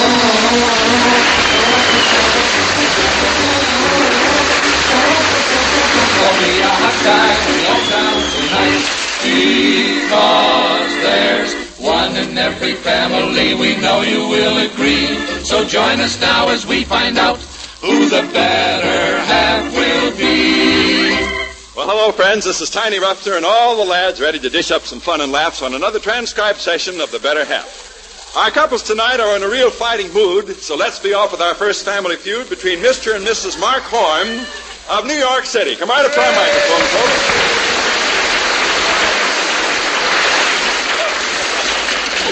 Top of the evening to you, Mr. and Mrs. Horn. How are you this evening? We're fine, thank you. I must say that you're looking very chipper. You two look like married life might agree with you. How long you been married? 16 years. But it seems like only 60, doesn't it, Mr. Horn? Yes, sir. What is that? You said yes, sir? Flowers too, my boy. Say, what would you say is the most important thing for a happy married life, Mr. Horn? Now think this over. I think a wife is very necessary.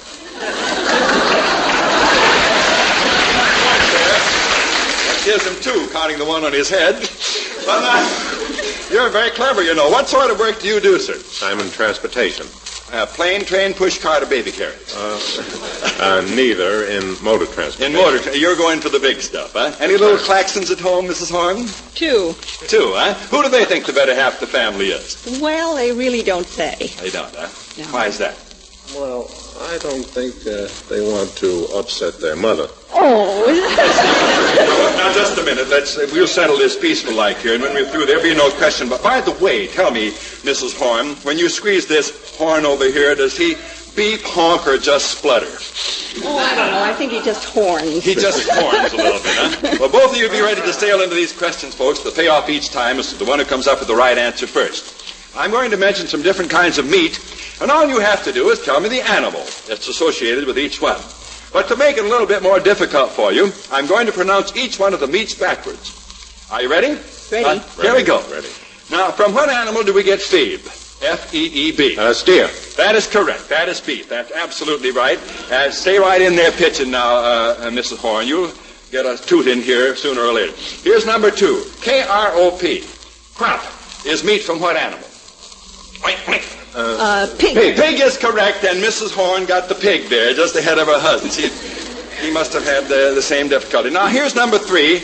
This is very difficult. Watch out for it. No-cab. N-O-C-A-B. What animal? Bacon. Pig. Pig is correct, and Mr. Horn had his hand on the pig the first time there. Now, here's number 4. A little more difficult to a different animal this time. Nottum. N-O-T-T-U-M. The meat. Mutton. Mutton is correct. Sheep is correct. And the husband leads by a score of 6-2.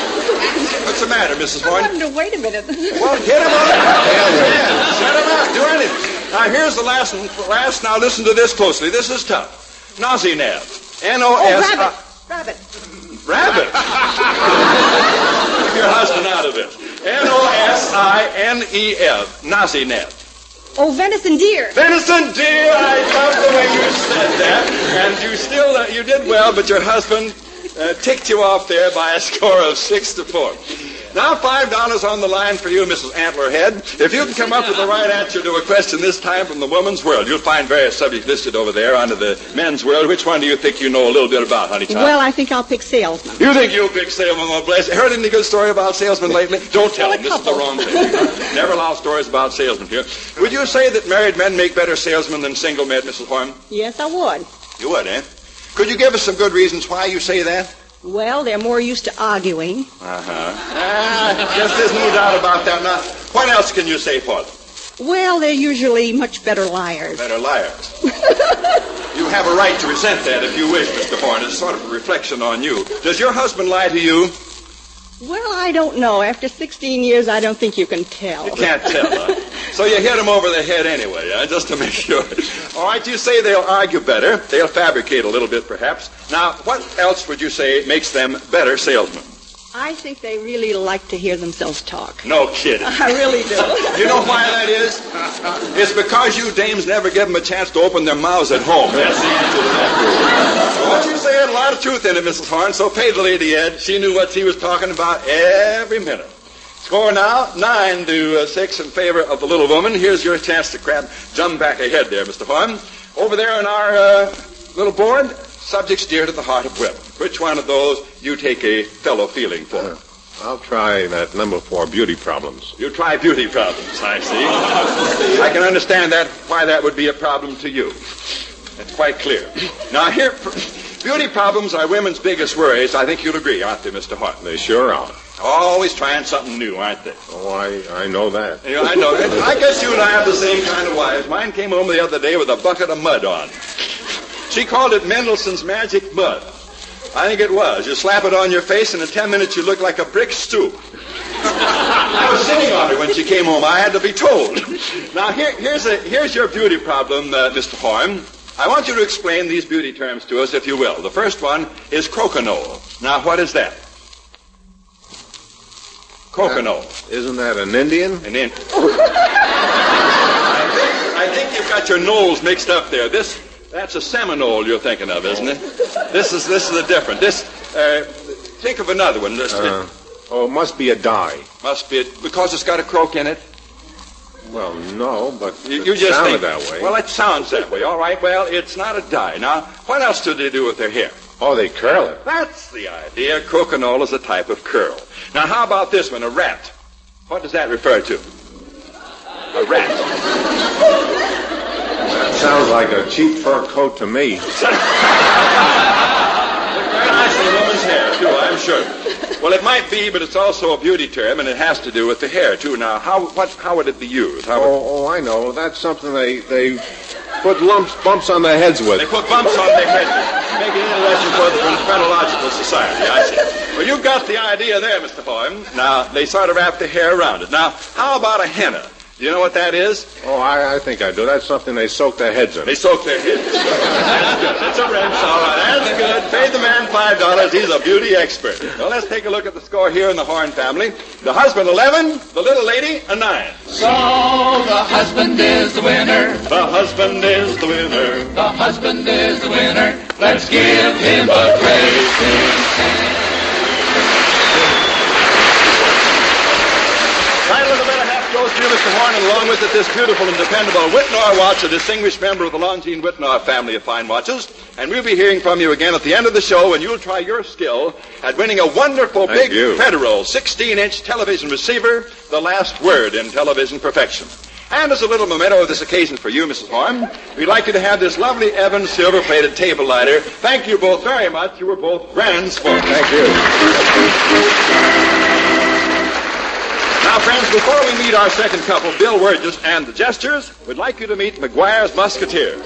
Well, bring them on in, boys. Bring them right on in. It was in McGuire's restaurant we formed a company. A bold, courageous Irishman who loved America. Our Captain Joe McGuire was a man who had no fears.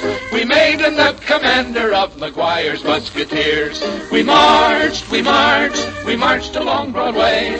The people there at us did stare with our uniforms so gay. They gave us hearty greeting and filled the air with cheers. They shouted Bogabala for McGuire's Musketeers.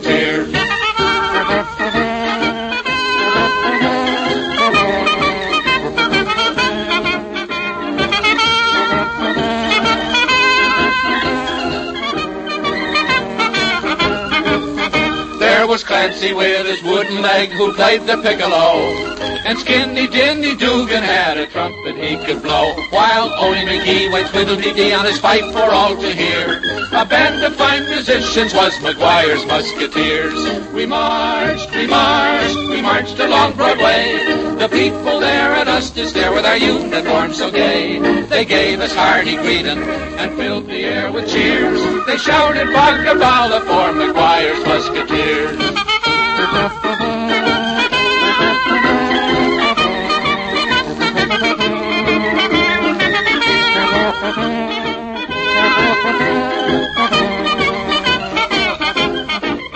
There was Kelly and McCarthy, Hogan, Duffy and O'Brien, Pat Nolan and O'Hara and young handsome John O'Ryan. Wherever they go, the ladies would show their smiles and give 3 cheers, and no one else could flirt with them but McGuire's Musketeers. We marched along Broadway. The people there at us did stare with our uniforms so gay. They gave us hearty greeting and filled the air with cheers. It's great to be a member of McGuire's Musketeers. It's great to be a member of McGuire's Musketeers. Thank you now. Marvelous, Chester, marvelous. And now let's say how do you do to couple number 2, Mr. and Mrs. Thomas Parsons, all the way from the Bronx.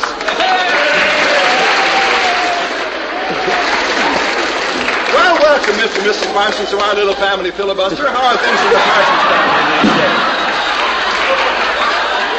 Little short E-flat guy here, and this woman's a towering big cat. Well, you look very nice now that you're on your stilts there, Mr. McGuire. Let's see how close I can come to this pair. I'd say you've been married, let's see, 15 years perhaps? Oh, no. 27 years. Next month. No. Yes, for you, Pop, but no for your lovely wife. You must have been just a child bride, Mrs. Parsons. Oh, I wouldn't say that. How old were you? Oh, 18. Been married 27 years, 18, 17, 27. Hey, do you know something? You're 10 years older than I am. Would you believe it? Oh, well, I think you're a bigger liar than I am. You think I'm a bigger liar than... Well, how do you like that? Do you have a family? Shirley, 5. Shirley, 5. How old are the other children? Well, good for you. That's a fine family. What do you do for a living, Mr. Parsons? I'm in the post office. You're in the post office business? Well, bless my soul. I'm an old P.O. employee myself. Delivered the mail for a week. Rain, sleet, snow, and slush. Ruffner stayed home and got the bum's rush. I'll tell you, after 27 years, this fellow doesn't still think he's the better half of the family, does he, Mrs. Well, Parsons? he says he is. He says he does the effrontery of this young man here.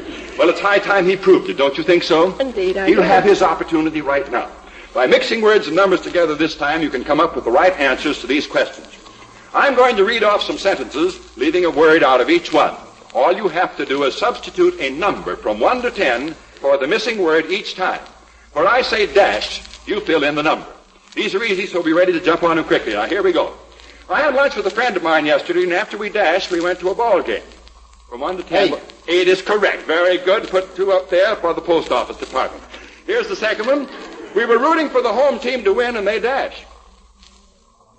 We were rooting for the home team to win, and they dashed. They won. That's correct. Number 1. And the little lady has the second win over here. Now, here's number 3. They were in there battling, dashed the lead. 4. That is correct. They were battling for the lead. Right you are. Now, here's number 4. These get harder as we go along. They had dash win to stay in first place. 2. That is correct. They had 2 win to stay in first place. This man's given his little lady to come up, and she deserves here. Now, with so much at stake, a team off dash cracks under the strain. This is a tough one. With so much at stake, a team off dash cracks under the strain. 1? No. Go up the other end of the strain. 10. Off 10 cracks under the strain. That is correct. And the little lady finally clicks through here with another. Score in the family so far 6-4 in favor of our bold postal man here.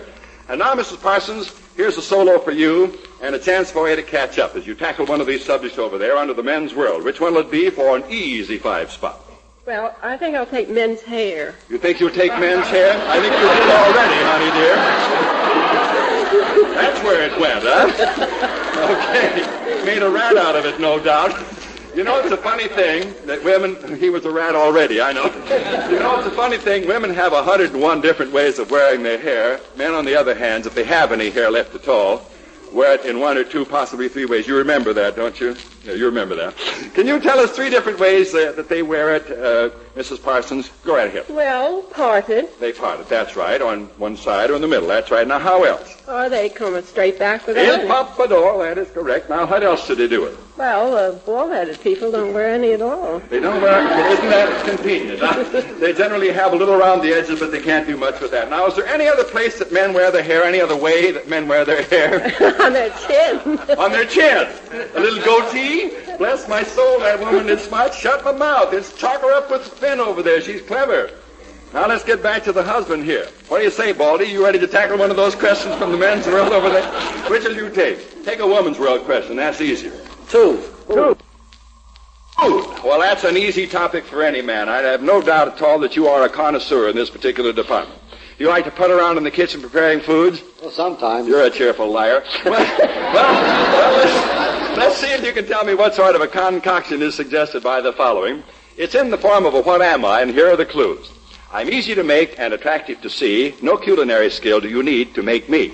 My name I derived from a famed British earl who introduced me to a food-hungry world. His last name I bear, and when you break it in 2, you get dirt and goblins as your only clue. The dirt's a bit sandy, the goblin's a witch. Put them both together, and you have a what? Sandwich. By the Earl of Sandwich, and it's 100% correct, and the husband came through. That was a real tough one.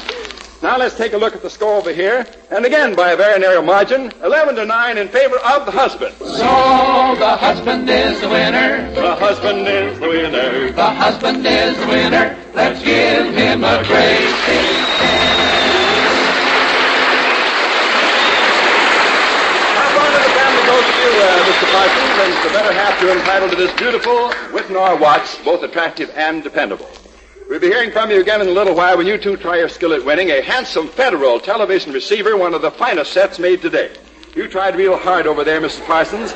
You did well, too. Along with the cash you won, we'd like you to have this smart Evans automatic table lighter called the Aladdin, and I'm sure you folks are going to like it. Thank you very, very much.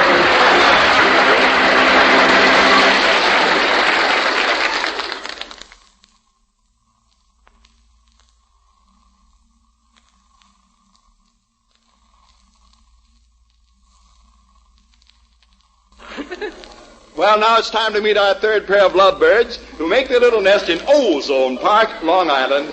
And here they are, Mr. and Mrs. Anthony Nicolosi.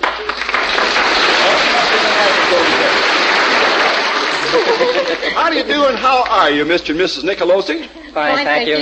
Hey, you know something? Your face looks very familiar to me, Mr. Nicolosi. Have we met before?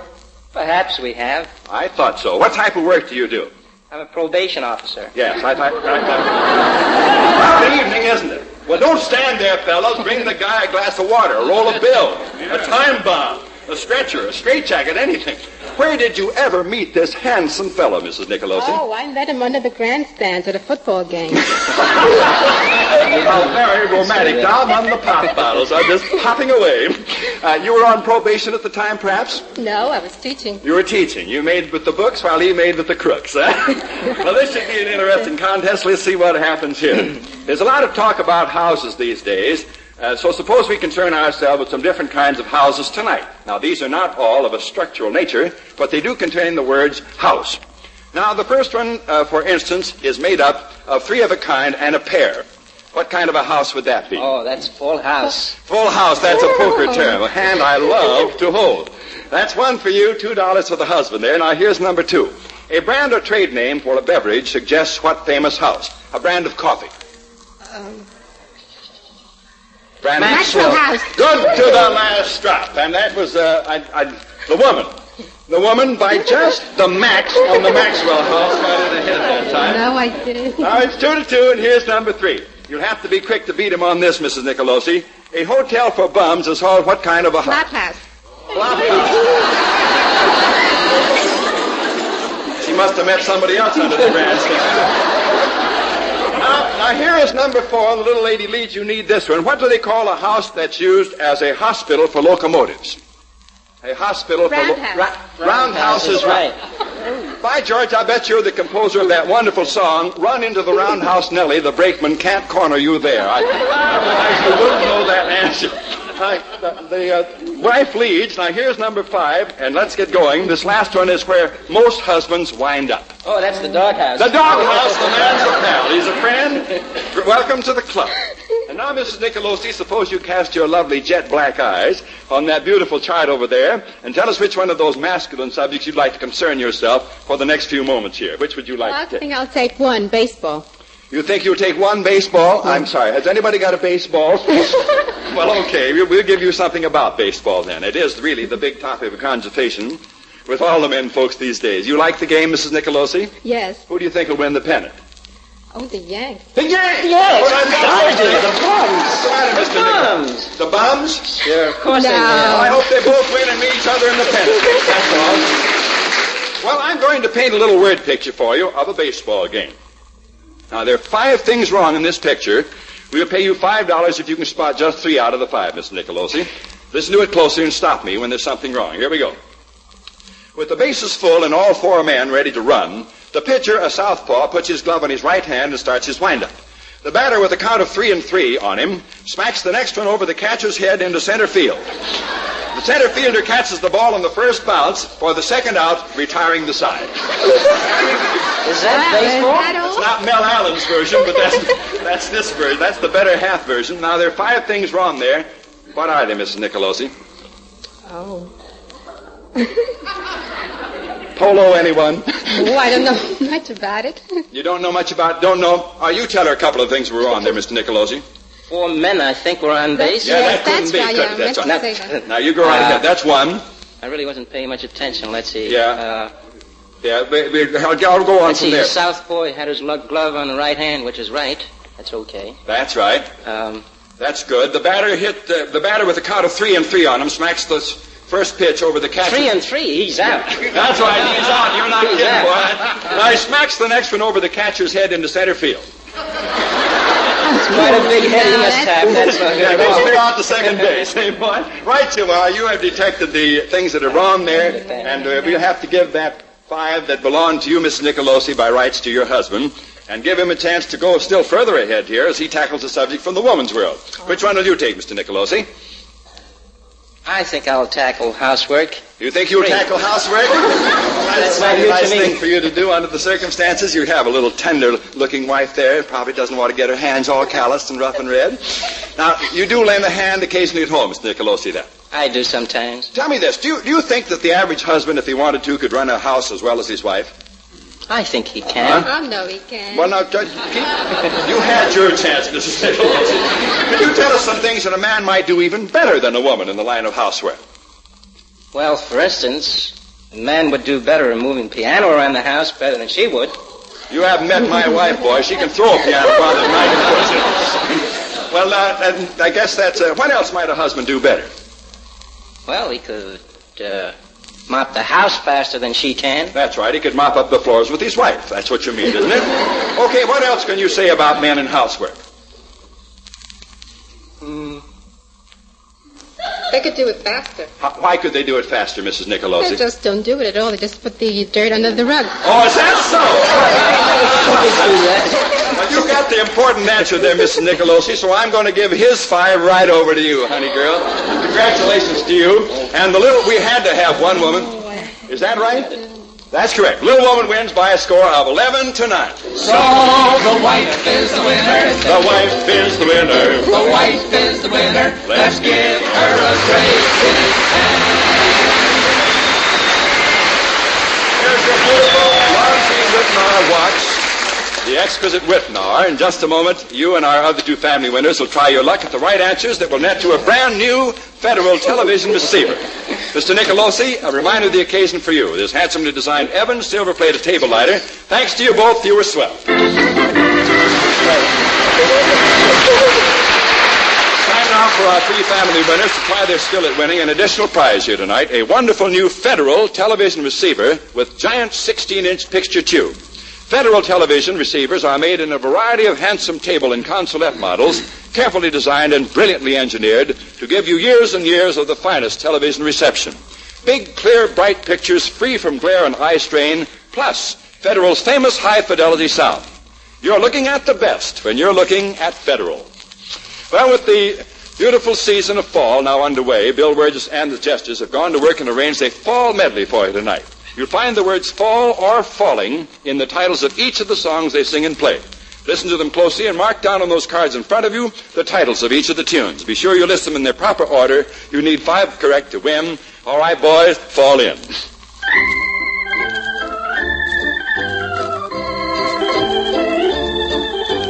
Let's close our eyes and make our own paradise. Little we know of it, still we can try to make a go of it. La, la, la, la, why shouldn't we fall in love? Now is the time for it while we are young. La, la, la, la.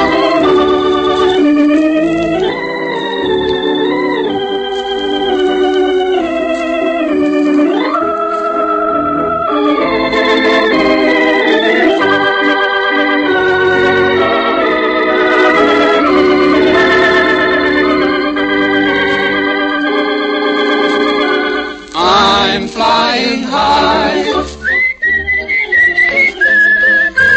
falling for nobody else but you.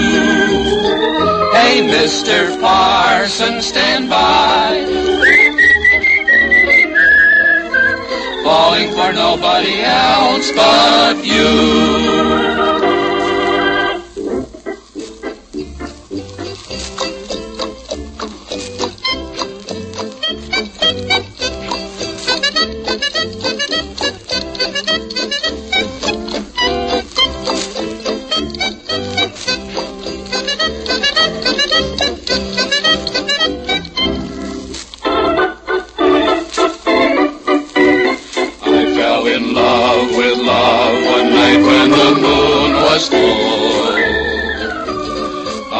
Unwise with eyes unable to see, I fell in love with love everlasting, but love fell out with me. Well, there you have them. And now while you're collecting the cards, here's some mighty good advice for everyone.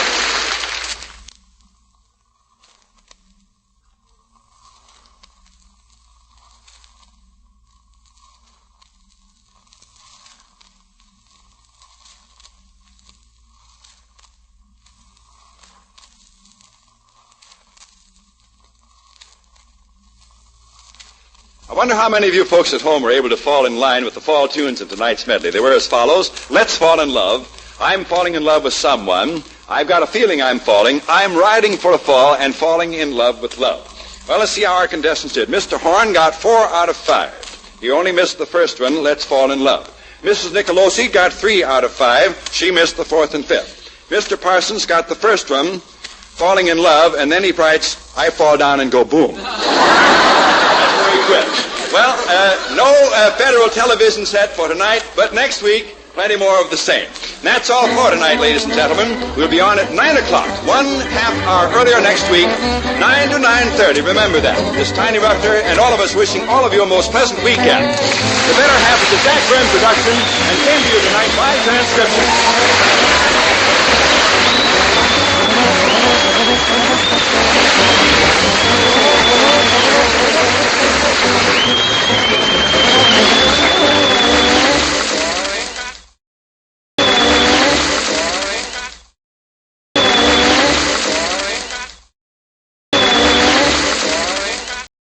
Ladies and gentlemen, meet the Better Half.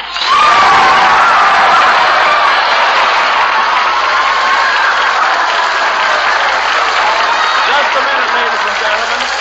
May I interject a question here? Just one. Who is the better half, the husband or the wife?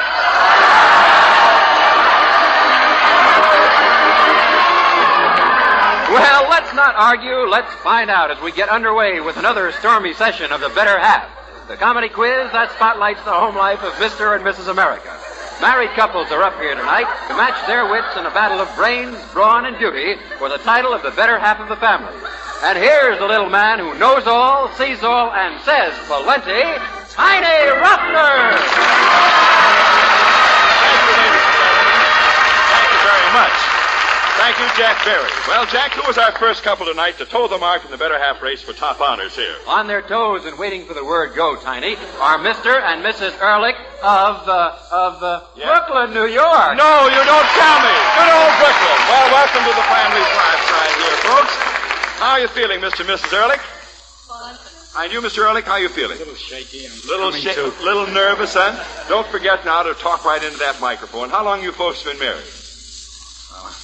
10 months. 10 months. 10 months? Yes. 10 months. How many children have you? None. What? Well, wonderful. None, I said. Oh, none? Oh, well, that's an oversight that no doubt will be remedied later on. Just freshmen, eh? Okay. Now, before we start the fur flying here, let me see first how I can set you straight as the cards stack up for this better half business. We're going to give you a series of tests with cash awards for each, and the one winding up with the more money at the end is without doubt the better half of the family. That sound fair to you, Mr. Ehrlich? Yes. He didn't answer. You are the better half at this juncture, there's no question. Okay, suppose you put your brains to work first. Here's an easy question to start you off for $2. Both of you go after it. First one to answer it correctly is the winner. Think of a popular old song now and tell me, what would you be doing while I hitched old Dobbin to the shay? No help from the audience, please. Blue bonnet. No. Riding in a carriage? No, it'd be bonnet. You'd be putting on your... bonnet. That's right. You'd be putting on your old gray bonnet with the blue ribbons on it. That's correct. Mr. Early gets the $2. Nice going, little lady. And now for $3, and this one is not so easy. It's a 2-syllable word we're looking for this time. Let's see who can figure it out first. The first syllable is a vehicle. New York's full of them. The second is a preposition. The whole word is a part of a ship. What is the word? Remember that the first syllable is a vehicle. New York is full of them. They're usually painted yellow or orange. What is that? Bus? No. Now, you're not a bus, but you're close. You're close. It's a means of transportation. It's a vehicle. It's got 4 wheels. It's yellow. Sometimes it has checkers on it. Fellows with little caps on it. A cab. A cab. Now, what's the second syllable? It's a preposition. It's a part of a ship, the whole word. A preposition. Cabin. What cabin is correct, Mr. Ehrlich? Nice going, and that gets you $3. Nice going. Now, let's turn our attention this time to geography for this quiz. 4 parts to the question, each worth $1. I want you to tell me what color is associated with the following. For instance, if I should happen to say mountains, you could answer green, white, Blue Ridge, green mountains, white mountains, or so forth. You got the idea? All right, here we go. What color is suggested by a sea? S-E-A. Blue. No, that isn't correct. Neither of those are right. There's no blue sea, there is no green sea, but there are other colors. Red sea. Red sea is correct. That gets you $1. Now, what color is suggested by a famous English cliff? White. That's right. What cliffs are they? White Cliffs, Dover. That is correct. That's right. Now, what color is suggested by a natural park? Yellowstone. Absolutely. Yellow is the word. Gets you another She's a $1. traveler in the She's family. all right. She's been around, hasn't she? All right. Now, here's another one. What color is suggested by a city in New Jersey? It's the one word that you cannot rhyme. I don't care how hard you try. It's a city in New Jersey. There's an east, there's a west. Orange. That is correct, Mr. Ehrlich, and gets you another $1. Okay, now $5 at stake this time, and we'll deal with rivers. There are 10 large rivers in the United States that bear the names of states. Let's see who can get 3 of them first. $5 at stake now. Ohio. 1. Mississippi. Mississippi. That's 1 apiece. Go right ahead. Now, I need 3 from one of you. What is the Mississippi? What comes away from the Mississippi? What makes it the longest river in the world? Stretches way up into Canada. No help from the audience. What? St. Lawrence. St. Lawrence is not in the United States. I'm sorry, it's on the border. These are within the United States precisely. Let us go on. We have 1 apiece. You've overlooked a lot. What? Missouri? That is correct. That's 2 for you, Mrs. Ehrlich. Nebraska, Omaha, Wyoming. Now, wait a minute. Now, you're guessing now. One of them makes a very famous canyon. Makes a very famous canyon. What river is that? It's in the state of Arizona. Makes a very famous canyon. Colorado. Colorado is correct, and Mrs. Ehrlich wins, and that gets you $5, Mrs. Ehrlich. Now let's take a look at how you folks made out in the mental department. We find that Mrs. Ehrlich has a grand total of $9, while her husband has but 5. So, Mr. Ehrlich, you are trailing at the moment. But for your last test, we're going to put $10 at stake, and we will be able to decide the issue. Do you recall everything you did for the past 9 months, let us say 10 months? Practically everything, you think? That's not too... suppose so. Well, I think you do. Suppose you both go off stage to a nice quiet room with Jack Berry and see how much you can actually remember. And we'll bring you back here in just a moment. And by that time, we will be able to ask you some questions during those 9 months, which will display very cleanly how much you have remembered in those past 9 months. Now, ladies and gentlemen, tonight we want to try something. We want to see whether a husband or a wife will give the more logical answers when they don't know what the heck they're talking about. For instance, we're going to take the subject of eating, and I'm going to put some questions to the 2 of them about eating. And the one who gives us the more logical answers will win $10 more. But so that they don't know what we're talking about, we're going to twist that word right back around and call it T-A-E. T-A-E.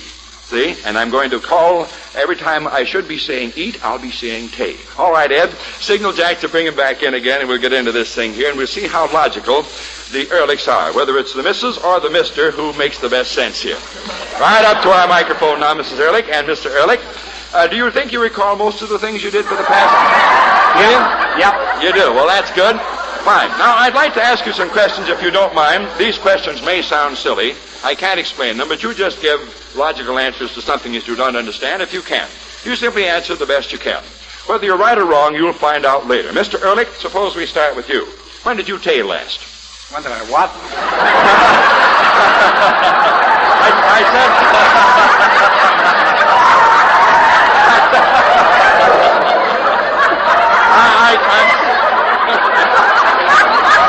I'm sorry, Mr. Ehrlich. I said I can't explain. I simply want to know when. When did you tail last? Take a guess and see if you don't know. About a year ago. Remarkable fellow. Holds his physique well, too. You wouldn't think it. Now, Mrs. Ehrlich, when did you tail last? Let me see. Yeah, when did you tail last? Never. Never? I don't believe it. Well, neither of you came very close that time, but Mr. Ehrlich has a slight edge. At least he does tay sometime. Let's see how your answer ties in this time, Mrs. Ehrlich. If you did tay, what would you use? Oh, if my husband tayed a year ago. Yeah. What would he use? Fish pole? A fishing pole. Very novel. Very novel, particularly if you were a fish. Very novel. Well, all right. Now, let's see about Mr. Ehrlich. It's quite possible you could do that, but I've never seen it done. Mr. Ehrlich, What would you use to tay with? A rake and a shovel. A rake and a shovel. Not exactly good manners. Not precisely. Well, once again, we've got to admit you're doing better than your wife here, believe it or not. Now, just one more question, Mrs. Ehrlich. And I'll tell you this much, you actually do tay. You have to. Everybody does. Now, bearing that in mind, tell me the last time you tayed at home. Did you do it in the cellar, the attic, the bathtub, the sink, or the dining room?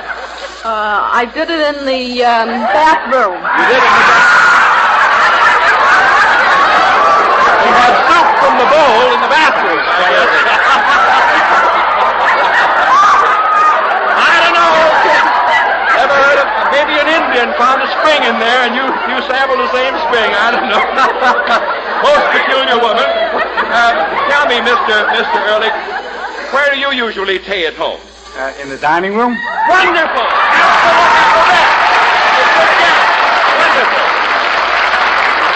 Now I'll explain these shenanigans to you, folks. The word tay, when you turn it around, is eat. Is eat. You gave us the more logical answer, Mr. Ehrlich.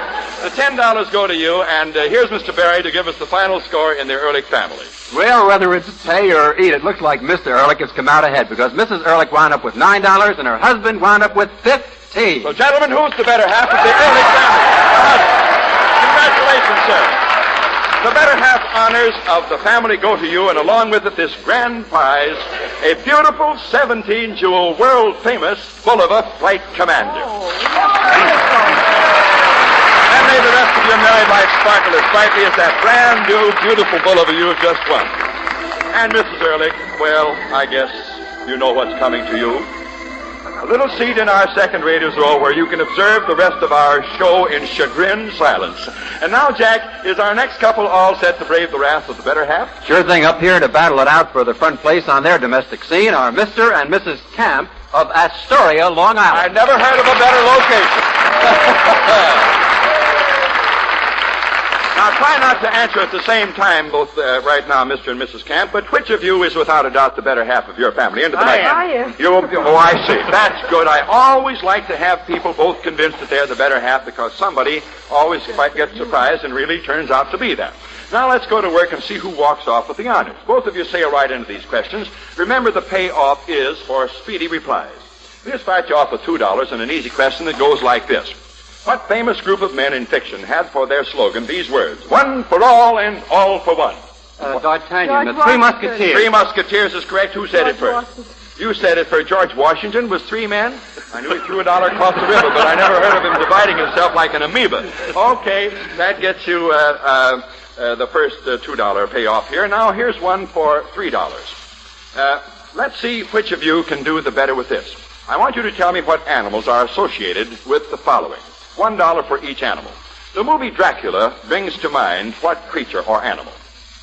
The movie Dracula. A bat. Absolutely correct, Mr. Camp. That gets you another $1. Now, the stage success Harvey brings to mind what particular animal? A rabbit. That is correct, another $1. How about the opera Carmen? What animal does that bring to mind? A bull. A bull is correct. The man's just awful good, folks. Congratulations, Mr. Camp. I've got one here now that'll stop from Mrs. Camp. Don't you worry. Now, you get in and get the $4 this time. What city and state are mentioned in this sentence? And this is for $4. Take home a hatchet for Washington's birthday. What city and state are mentioned? Tacoma, Washington. Correct, Mr. Camp, and that's another $4. Holy suffering cat. How did information, please, ever pass you up? I wonder. Now there's mystery in the air. $5 to the one who can guess from the numerous clues I'll give you what I am. And listen carefully. Now, there's nothing glamorous about me. I am as silent as the ancient Sphinx. My job is of a humanitarian nature, saving lives. But alas, my wise judgment not only goes unheeded at times by fools, but they actually beat me when I warn them of danger. Any guesses so far? No, blank looks. Life around me revolves at a terrific pace. From east and west and north and south they come. I feel like a maypole, but with the twinkling of my eye, they stop and cuss me. What am I? A traffic cop. A traffic cop, that's close, but it isn't it. It's inanimate. I speak in colors of only 2 words. Some folks call me a silent policeman because I say stop and go. What am I? What am I? A traffic light. A traffic light is correct, Mr. Camp. That's practically a clean sweep. By George, it is a clean sweep, isn't it, Bill? Oh, shame, Mrs. Camp. Oh, that's bad. That's the biggest goose egg I've ever seen. Any bonus for shutting her out? Well, you haven't shut her out yet. We've got another test coming up here for you. But you do lead by a score of $16 to 0. Now for your last test, Mr. and Mrs. Camp, we want to see if a woman can really out-talk a man when we limit your vocabulary. I'm going to put some questions to the two of you. You can only answer them with words beginning with the letter B. A-B, the second letter of the alphabet. 5 questions in all. $2 to the first one to come up with an answer each time. Remember now, you must answer with only one word each time, and that word must start with the letter B. I'm going to ask you 5 questions. There'll be $2 riding on each one of the questions. Now, here is the first one. What was the first thing you said to each other the first time you met? Starts with a B now. Must have a B. B. Oh, baby. That's very good. And what did you say, Mrs. Camp? You remember? Baloney. The man had a conquest in mind. He had to go after that girl. She wasn't giving in easily. All right, here's your second one. What do you talk about mostly now? Babies. Babies. Have you got any ideas on this? What are you talking about? Bedbugs. Bedbugs. Boy, that's really coming down far on the scale of humanity, from a baby to a bedbug. Well, what do you know? Here's your third one. What do you think of married life? B. No, starts with a B. Beautiful. Beautiful. That's better. Mr. Camp? Bunk. Bunk. A little late, but good. Now, here's your fourth one. A favorite breakfast food would be what? Starts with a B now. Remember, B. Favorite breakfast food starts with a B. Gotta be a B. Must be a B. Can't be anything. Beans. Beans? Okay. Borscht? Beans and borscht? Well, I guess we'll have to accept those, although it's very odd to sit down to a plate of borscht, particularly if it's cold early in the morning. Here's your next one. Where is a good place to be alone? The bathtub. Bathtubs, boy, are you right. Absolutely right, Mr. Camp, and that gets you $2 more. And now I'm going to ask our good friend here, Mr. Jack Berry, to step up here and read the total additions on the board over there and tell us what the final is in the Camp family. Well, I'm afraid, Tiny, that Mrs. Camp is going to have to camp out tonight because she wound up with $5 and her husband wound up with 21. So again, gentlemen, who's the better half of the Camp family? Congratulations, Mr. Camp. Along with the family honors, may we present you with a grand prize to remind you for the rest of your life that you are indeed the better half of your family. This lovely Bulova 17-jewel gift of a lifetime, a Flight Commander. Hope you enjoy wearing it. Right on, sir. And Mrs. Camp, you were an awfully good sport. You tried awfully hard, but still there is only one fate in store for those who lose on the better half, and that is to be relegated to our second-raters row, where you may sit quietly and watch to the best of folk. But just to make a second-rater feel good, let's give her a little applause, shall we, huh? That's fine. That makes her feel better, I know. And now, is couple number 3 on tap, Jack? That they are, a courageous couple, rushing in where others fear to tread. Yep. Meet Mr. and Mrs. Pizer, who get this, Tiny, who live between Martinsville and Liberty Quarters, New Jersey. Can't make up their minds, huh? Well, that's fine. Glad to have you here, Mr. and Mrs. Pizer. Step right on that trap door there in front of the microphone. Make yourselves at home. How are you feeling, Mrs. Pizer? Oh, fine. And how long have you been married to Mrs. Pizer, Mr. Pizer? 30 years. 30 years, I see. And how long have you've been married the same length of time, I presume? Yes, indeed. 30 years. How many months? Do you remember that? What's the date of your anniversary? Next Tuesday. Next Tuesday. Well, I'm so happy that you're here so close to your anniversary. That will be your 30th or 31st? 30th. Be your 30th anniversary. What does that mean in ways of anniversary? What does that get you? China or what? Why, Pearls? Pearls. Pearls, is that right? I'm not sure about that. Well, there's no money on that answer, No. so nobody's going to worry about it. Mr. Pizer, you know, they say when a woman goes up in the air, she usually lands on her husband. So watch out here tonight, will you? Okay. Now let's open our bag of tricks and see what happens. Here's a question right on top, and it's marked $2. When daylight saving time goes into effect, do we turn our clocks upside down, inside out, forward, or backwards? Backwards. What? Forward. Forward is correct. A good second guess, Mr. Pizer.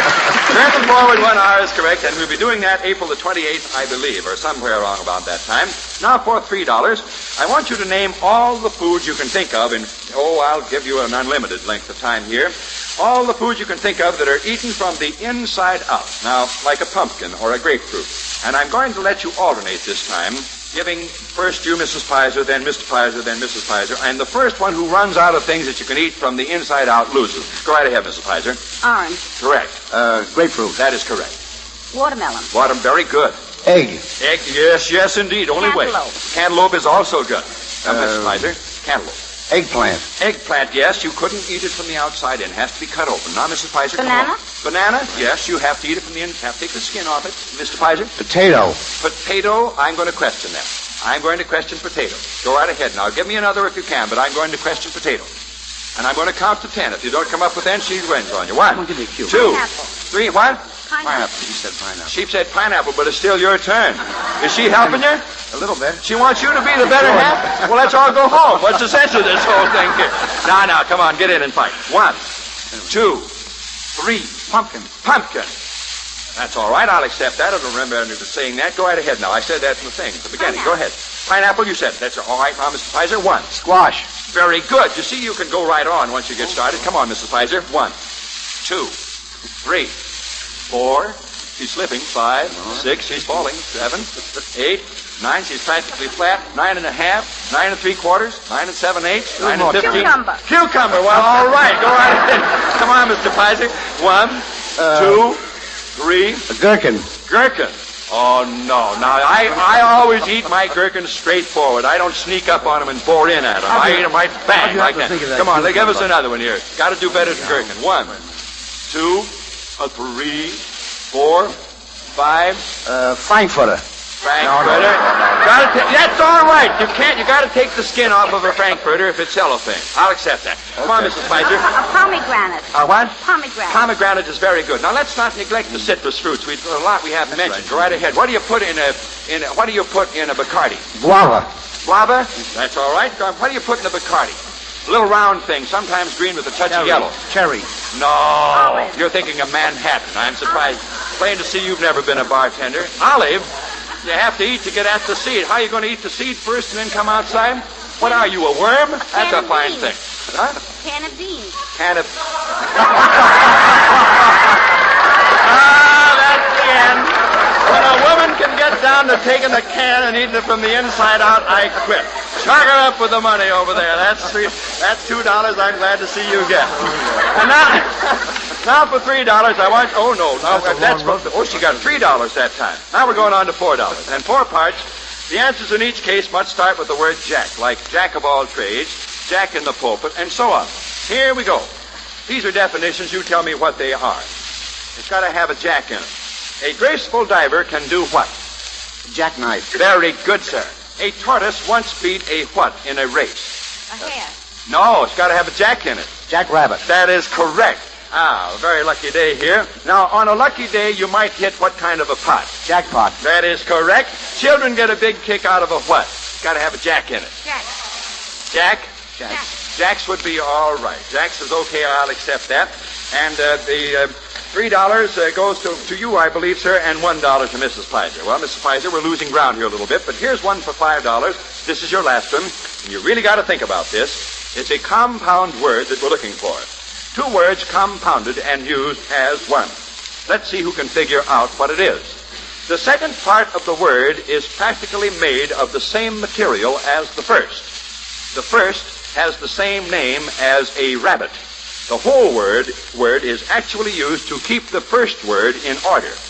What is the word? Now, if I haven't confused you, I certainly haven't done a good job here. You confused me. I'll go right through it again. The second part of the word is practically made of the same material as the first. The first part of the word has the same name as a rabbit, only it's not a rabbit, it's the other name for it. The whole word is actually used to keep the first word in order. All right, now, I'll help you. Hair is the first part. Now, what's the rest part? The last part. Hairbrush? Hairbrush is correct, Mr. Pizer. Nice going. That gets you $5 more, and our congratulations. Let's take a look at that mental department. Well, it's a little closer this time. Mr. Pizer leads only by a score of 8-6 with the final round coming up. And Mrs. Pizer, I want you to get in here now and do your best because we want to get at least one man in that second Raiders row tonight, see? So for this last test, and before we go on with it, I'd like to speak, Mr. Pizer, to your wife alone, if I may. Oh, yeah. So take him away, Mr. Barry, and while he's out there, slip a raincoat and a hat on the man. You can never tell when it's going to rain these days. In fact, You can never tell from now when it's going to come through the top of the theater, the way it's raining outside. And now, Mrs. Pfizer, he's away. We want to see how helpful a wife can really be. After 30 years, you've probably learned of a number of ways to help your husband. But none, I am sure, which will satisfy you so much as this way that you're going to help him tonight. When your husband comes back here, I'm going to read a little poem. Now and then I'll pause and ask your husband to fill in the missing words. To help him do that, Mrs. Pfizer, we'll let you stand directly in back of him. Now, you can't talk to him. Can't talk, understand? But by insinuations only, you're to help him when you think he's stuck.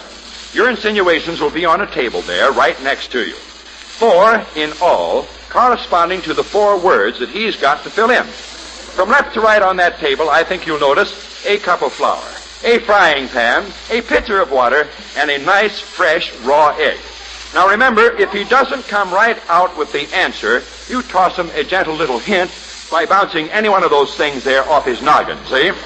Each one is associated with one of the missing words, and be sure that you get the right one that's associated, see? Otherwise, the hint's no good. If he answers right away, your help will not be needed. But if he's stuck, you help him out. If he gets 3 out of 4 without your help, the $10 goes to him. If he needs your help, the money goes to you, and you will be the better half of the Pfizer family. That's how important it is to you. Now, you go right over there and stand behind that chair, and we'll bring Mr. Pfizer right back onto our stage here. Let's get him back now, shall we, Eb? Here he comes. Fella doesn't know what he's in for. He's got a hunch, though. Right up to the microphone, Mr. Pfizer. Come on. Hey. All right there. Well, Mr. Pfizer. What's the big idea of all the rubber goods? Why don't you tell me? Well, if you like it, you can wear it. In the meantime, I'd like you to sit down and make yourself comfortable there. You're making yourself comfortable? Oh, yes. I'm so happy to hear that. I want you to be comfortable above all other things. Now, I'm going to be poetical here tonight. I'm going to read you a lovely bit of poetry, Mr. Pfizer. And I'd simply like you to supply the missing words. You're good at limericks? Oh, very good. Oh, you'll have no trouble at all. Remember, it's a poem, so the words have got to rhyme limerick style. Your wife is standing in back of you. She can't talk to you, but she'll help you all she can with some gentle hints. Remember, she can't talk to you, but she'll give you the idea, I'm sure, because she promised us that she would help you all through this test with hints if you get stumped. Well, that's well. Okay, now here we go.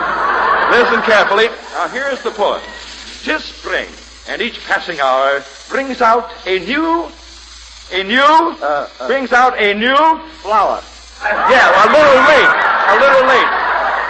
little late. Now, here, you wouldn't have needed that hint, but she gave it to you at the same time that you got it, so you got it. All right, now let's go on with this next little bit of poetry. Oh, Mr. Pfizer, she'll help you. Don't worry, she'll help you if you need it. The roses, the lilacs, and trees will soon be joined by the little... Pansies. Pansies, that's right. I'm so sorry you had to have those hints, though, Mr. Pfizer. That was unfortunate. Because, you see, she had to help you. I see if you can get this one without any help now. The beautiful trees that cover the lane make it a shelter when it starts to... rain. Mrs. Pfizer, he did not need that hint. He was right on the beat. That is no fair. That's a fine thing. We apologize for Mrs. Pfizer. Mrs. Pfizer, I tell you what you've got to do. Take that water right back. Take it back. Take the water back, Mrs. Pfizer. That doesn't count, see? Now let's go on to this last one, and I'm sure you won't need any help with this, Mr. Pfizer. Here we go. The farmers are busy with hoes, plows, and rakes. The hen house is chock full of chickens and... eggs and chocolate. Eggs is right. Whether he got the hint that time. This poor boy is really dripping. If you needed too much help. So, let's add $10 more to his score, and here's Jack Berry to give us the final score. Well, $10 more to Mrs. Pfizer's score. All right, here's the final. Mr. Pfizer wound up with $8. Mrs. Pfizer has 26. So, ladies, who's the better half of the Pfizer family? Congratulations, Mrs. Tiger. You walked off with the honors entitling you to an extra special grand prize for the better half of your family. May we present you with this beautiful world-famous 17 jewel full of a goddess of time. I earned it. You earned it, and she got it. You're right. Well, as we look at the results of the night, we find husbands and wives are wound up in our second reader's roll, but there are 2 wives and only 1 husband, so tonight the gentlemen are the better halves of the family.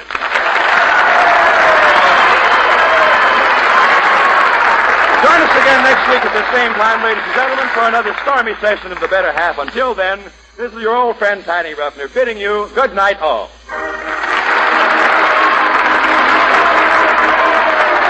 Better Half is a Jack Byrne production and originates from the Mutual Playhouse in New York. Jack Barry speaking, and this is the Mutual Broadcasting System.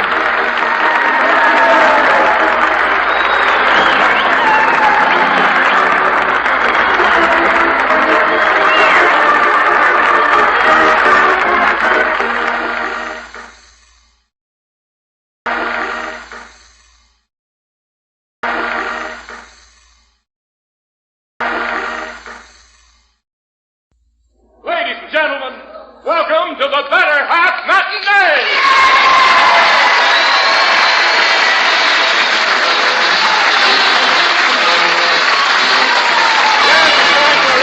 All the fun on the Better Half Matinee. And here's a little man who makes her the cheer with a great big smile from ear to ear, Tiny Ruffner.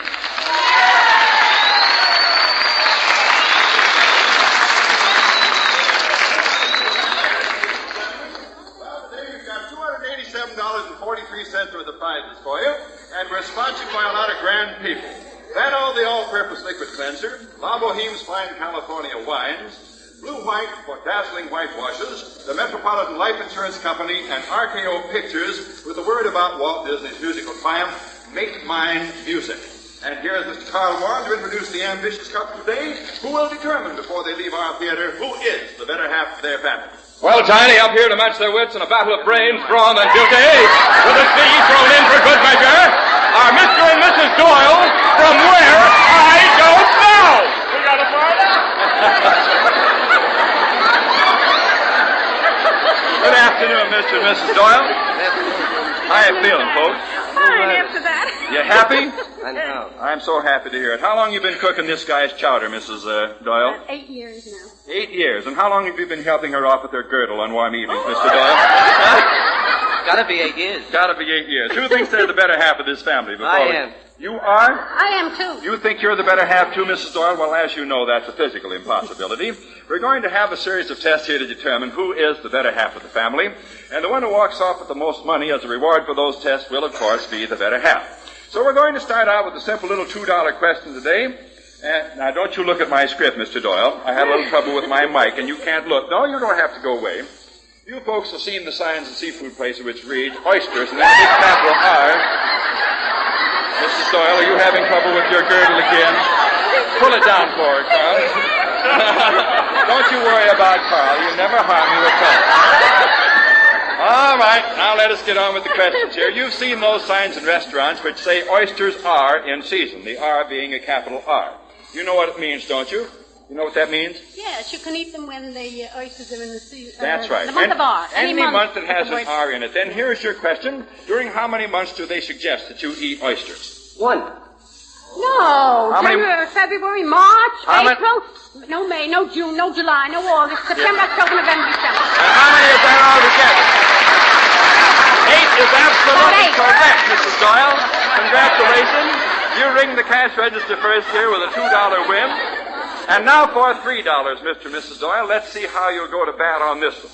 What is the only animal known to man that flies? A navigator. Gotta pay up on it. We were thinking of No, I'll say a bat. A bat is absolutely correct. I still say navigator. An aviator is correct, but we call man something else than an animal. He is the genus Homo, which we regard as above the animal stature. So, Mr. Doyle, because of an absolutely perfectly correct answer, we're going to award you this $3 no matter what Mrs. Doyle says or thinks. You better watch out for the air corps. Well, those fellas are more than animals. They're great men, so let's not count them as animals. Now, here we go on to this test. There'll be 5 questions and $1 for each right answer, Mr. and Mrs. Doyle. Now, listen carefully. All your answers, or all the questions, rather, end in E-T or et. Where would you find a marionette? A marionette? Yes. In a show. Puppet show. Yeah, puppet show. That's in a puppet show. And Mr. Doyle, while Mrs. Doyle was fooling around there and not getting the words past her tonsils, you spit them out into the microphone and get $1. Now, how would you play a coronet? Coronet? I'd read it. I wouldn't play it. What'd you do? I'd read it. I wouldn't play it. You would read Coronet in the Pocket Magazine. Your best bet. That's very good. I thought you said cornet. I said coronet. 3 syllables, just as plain, Mrs. Doyle. Now, you listen more carefully. Here's your next question. What would you put in a bassinet? I'd put A baby. A baby, Mrs. Doyle. I think you were a slight bit ahead of Mr. Doyle. We'll give you this $1. Now, what would you do with a castanet? A castanet we'd play. You'd play? Shake them. You'd shake them? Castanet. Yeah, shake them. What kind? Yeah, a dance goes with it. You're playing a tango, you. Yeah, a castanet. All right. Give them both 50 cents, Jack. They both got that answer. Now, here's your next one. Who is famous with the cornet? Tommy Dorsey. No. No, Cornet. that's trombone. Harry James is correct, Mr. Doyle. One of the greatest cornetists in the world. Gets you another $1. And let me take a look at the score now. Mr. Byrne is having his troubles today. He has a total of $6.50 chalked up to the husband and $3.50 to the wife as we go into this final test for $5. First to get 3 out of 5 correct, winning the 5. I want you to associate the following phrases with races or nationalities. First one to get 3 wins. Land of the rising sun. What race? That's Norway. Japan is correct. Japan is correct. I thought you said the midnight sun. I said rising sun. Now, Mrs. Doyle, let us not have trouble here. I'll get around to that later. What's the land of the midnight sun? That's Norway. That's right, Mrs. Doyle. We'll accept Norway as the land of the midnight sun. That's 1 right each. Land of the windmill. That's Dutch. Holland. Holland is correct, and Mr. Doyle was just a little bit ahead. That's 2 for him, correct. Land of the Pilgrim's Pride. Pilgrim's Pride, America. Absolutely right, Mrs. Doyle. Congratulations. And at this juncture, we find that we have a nice even race, 2 for each of you. The one who gets this next correct walks off with the whole $5. What is the land of mystery? India. India is correct, Mr. Doyle. That gets you $5 more. Congratulations, and brings you up a substantial leader in our first department. And now, while we're setting the stage for your last test, let's listen to our transcribed La Boheme chorus. La Boheme, La Boheme, La Boheme, La Boheme. Listen, is that a broken record? Not at all. We want to repeat that name, La Boheme, until everybody knows that America's greatest wine value is... La Boheme. That's right. All the glorious flavor and full-bodied richness of California's finest grapes are captured in... La Boheme. Feast your eyes on the golden amber color of La Boheme California Sherry, an old-time La Boheme favorite, now more delicious than ever. Breathe in its delightful bouquet. Taste its rich, nutty flavor. Excellent quality at a price so low. Ask for La Boheme Muscatel and Port, too. Fine products of La Boheme Vineyards Company, Fresno, California. With La Boheme you can't go wrong. A wine that really rates a song. For a taste, delight, and a price that's right. It's La Boheme. The name La Boheme, L-A-B-O-H-E-M-E. La Boheme, America's greatest wine value. You heard that man say Port and Muscatel, didn't you, Mr. and Mrs. Yes, Tiny, we did. Yeah, I'm so glad you did, Mrs. Doyle, because we have a bottle of port for you, Mrs. Doyle, and a bottle of La Boheme Muscatel for you, Mr. Thank Doyle. you very much. Hope that you'll enjoy them after the show, before your dinner, or with it, perhaps. And now, Mrs. Doyle, although you are on the short end of the score here, 1150 to 350, you should not be entirely disconcerted, because if you win the $10 at stake here in the final test, you can still be the better half of your family. So you're going to try hard, aren't you? Indeed I am. And you're going to lay down, aren't you, Mr. Doyle? I'll try to beat him this time. You're going to lay down? You wait and see. Okay. Now, with $10 at stake, Mr. and Mrs. Z, we want to see who has the better singing voice of the family. Don't worry, but don't go away, Mr. Doyle. We'll discount quality and tone and simply consider range. Alternating, I want the two of you to sing upscale. You sound the first note, Mrs. Doyle, and your husband the next. You the next, Mr. Doyle, and so on until one of you can't go any higher. Go right ahead, Mrs. Doyle. Give us that first note. Go right ahead, Mrs. Doyle. That's very good. Mr. Doyle? It's got to be higher. That was the same note. All right. Come on, Mr. Doyle. Hey, getting up there. Oh, no, that's the same note. You got to go higher. That's better. Now, Mr. Doyle, you got to top that. Top that. Right on, boy, Mr. Doyle. Come on, Mr. Doyle. You got to get way up. Well, the clock. Come on, Mr. Doyle. Can you top that? You give up, Mr. Doyle? He gives up. Mrs. Doyle, you certainly are the one when it comes to going up. Now, we're going to give you credit here for being the topper of the family. Now, let's see who the low-down member of the family is. We'll alternate now going down until somebody reaches rock bottom. You start with this one, Mr. Doyle, about the middle range, and then we go down. Middle note, in the middle of the range. All right, come on, Mrs. Doyle, you go down. That's a half tone below. That's all right. Come on, Mr. Doyle, a little lower. All right, now you go a little below that, Mrs. Doyle. That's the same note. You got to go lower. All right, she's just way down now, Mrs. Doyle. Come on, Mrs. Doyle, go down below that. I won't allow that. That's a rattlesnake rattle or something. That's a Bronx cheer. A Bronx cheer. I'm glad you identified the bird, but that is not good enough. Mr. Doyle will have to be given credit here for the lowest note of the scale.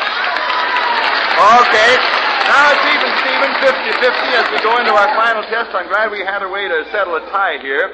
With the honors divided now, we've settled the issue by seeing who can hold a note longer. So that we don't run past 6 o'clock, suppose you both take a mouthful of water while you sing.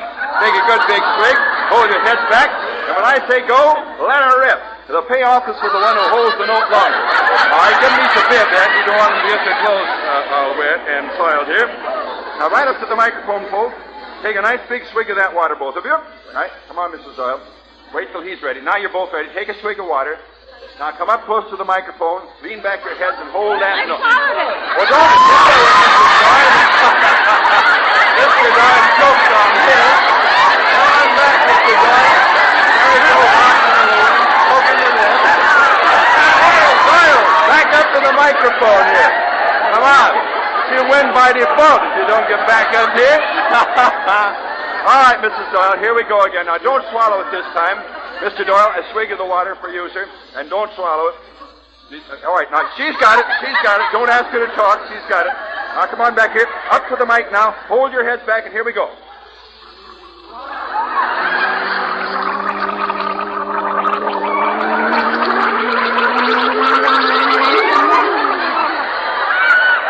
Mrs. Doyle wins by a hair.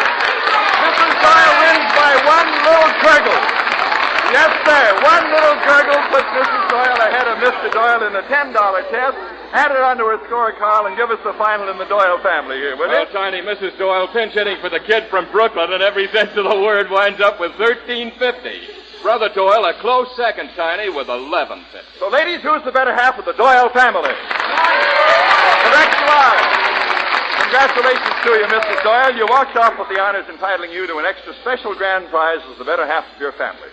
May we present you with this beautiful, world-famous 17-jewel Bulova, Goddess of Time. Glad to have you win it, Mrs. Doyle.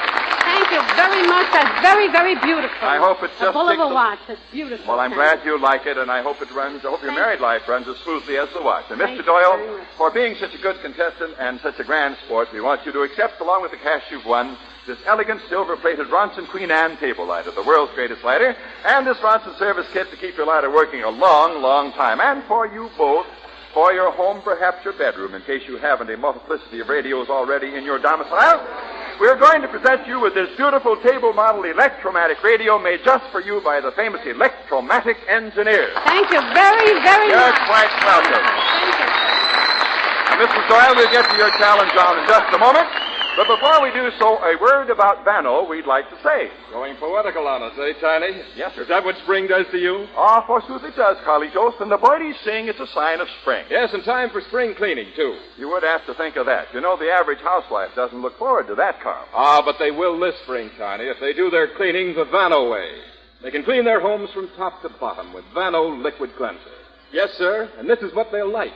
They can do it without getting their hands all chapped and sore.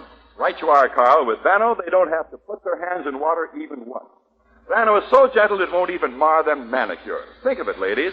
No hot water, no mixing, no fuss. A little Vano on a cloth and you just wipe the dirt away. Quick and easy with no scrubbing, no rinsing, no drying. You quick wipe-overs and the dirty surfaces spotlessly clean, instantly dry.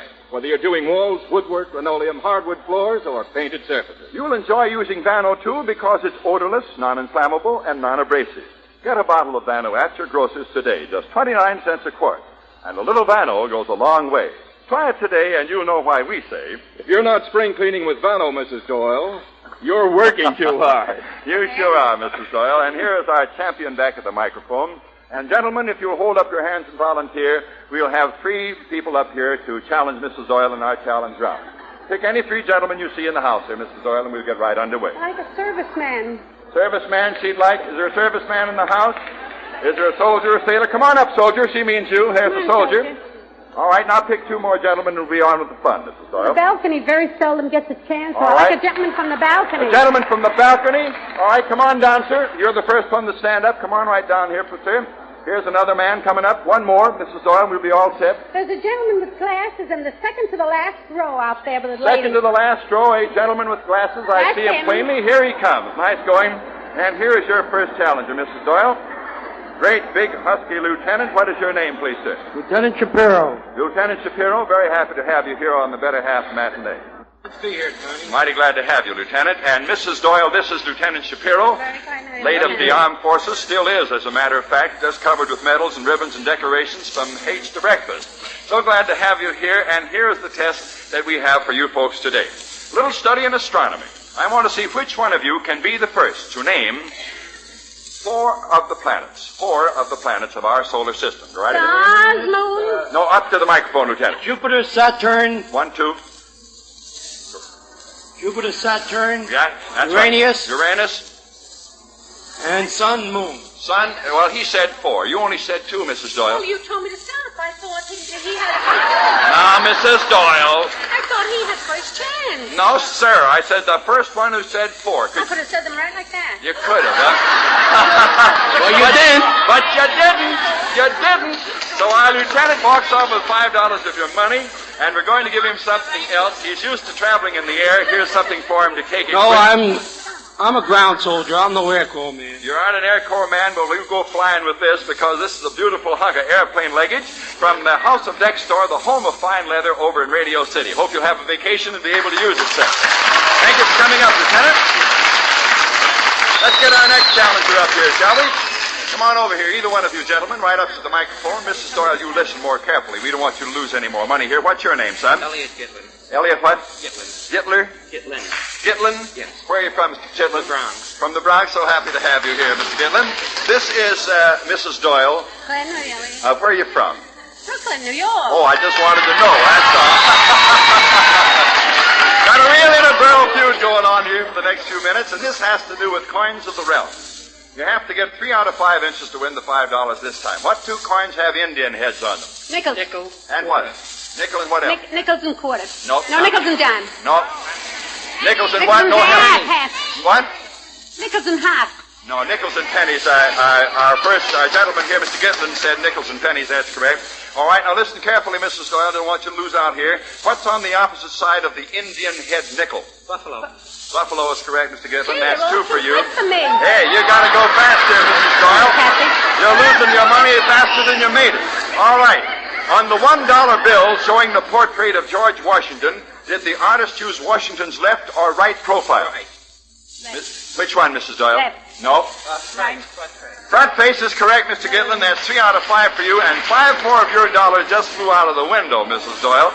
She is now reduced to $3.50, and will very shortly have to borrow from her husband. All right, my dear, that's tough. I'm terribly sorry. And for you, so you married, Mr. Gitlin? Not married, got a girl? No, not exactly. Not exactly. Well, you have a girl when you make this proposition to her, because here's a great night out for you and any girl of your choice. A complete evening at one of the greatest spots of entertainment in our city, the Cafe Zanzibar, where you'll be guests of the manager, Carl Irby, where you'll see Bojangles Robinson, Maurice Rocco, the Mills Brothers, and a whole gang of people. And after that, and after your dinner and that show, here are 2 orchestra seats for that great musical comedy success, Are You With It?, now playing up at the Century Theater, starring Lou Parker, Johnny Downs, and Joan Roberts. Hope you have a great time up there, son. And we'll meet your next challenger in a minute, Mrs. Doyle, but first, to give you a chance to catch your breath, let's listen to a transcribed word about blue-white. To make your clothes so dazzling white, learn this new way, by gosh. Let Blue White save you time and work. It blues right while you wash. Not a bluing streak in sight. All your clothes come sparkling white. Save your back, save a rinse on washing day. The Blue White way. Ladies, here's an amazing new way to have the brightest, whitest wash you've ever had. Simply blue your clothes with Blue White. Surveys prove that over 8 out of 10 users prefer Blue White to anything else. For Blue White blues while you wash. No extra bluing rinse, no streaks. You simply add these blue flakes when you use your regular soap. Then do your laundry as usual. Your clothes are bright, dazzling white. It's thrilling to see. So for whiter, brighter washes, get Blue White. BLUWHITE. It's only 10 cents. Try this new way today. You'll say it's wonderful. Well, here we are, ladies and gentlemen, back with the Better Half matinee, and up to meet our next challenger for Mrs. Doyle's crown here. What is your name, please, sir? Alexander Robbins. Is that correct? Use the microphone squarely in the center, please. Mrs. Doyle, this is Alexander Robbins. Where are you from, Mr. Robbins? Washington Heights. From Washington Heights in New York City. Mrs. Doyle of the Brooklyn, meet Mr. Robbins of Washington Heights, New York City. Alex. I'm glad to have you folks up here. It's so nice to find you congenial. Now I have a list of abbreviations here. I want you to stop shaking hands and start throwing punches now. The first one to get 4 correct of these abbreviations will walk off with $5. Now stay in there, Mrs. Doyle. Try to get some of your money back. What is the meaning of the abbreviation ROTC? ROTC. That's right. Roll something. No, that's not right. Has something to do with the Army, folks.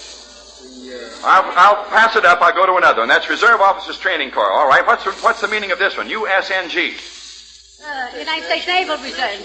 United States National Guard is correct. That's one for you, sir. What is this next one? CWA. The airline, CWA.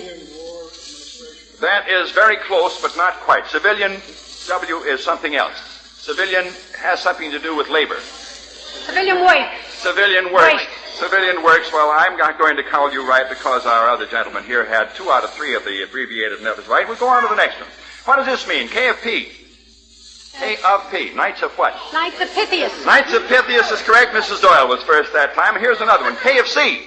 Knights of Columbus. Knights of Columbus. Mrs. Doyle jumped in again. All right, you've grown better now. What's IRT? IRT, the Innsbruck subway. Innsbruck Rapid Transit. That is correct. That's another. One more in your home, honey. RFD. RFD, Rural Freight Delivery. Rural Freight. Absolutely right, Mrs. Doyle. You get $5 for your money back. And Mr. Robbins, don't you worry about it. You haven't come up here for nothing, believe me. We have here a whole basket full of delicious Baracini candies for you. A world of enjoyment for you. So next time you reach for a sweet, you'll be reaching for Baracini, one of the finest candies ever made in New York City. Thank you for coming up, Mr. Robinson, and good luck to you in the future. And, whoops, Mrs. Doyle, don't go away.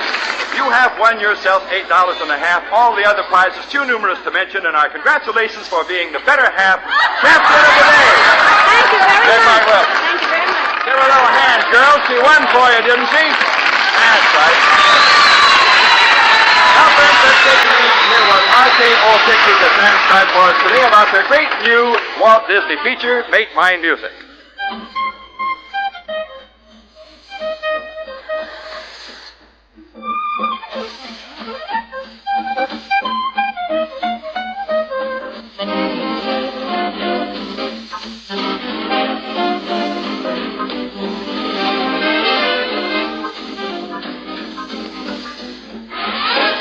All the cats join in when Benny Goodman and his hot swing men start their jump and jive. It's Walt Disney's full-length Technicolor miracle, Make Mine Music, with the voices of Dinah Shore, Nelson Eddy, the Andrews Sisters, the King's Men, Jerry Colonna, Sterling Holloway, Andy Russell. Hear the stars and see the newest Disney characters in Make Mine Music.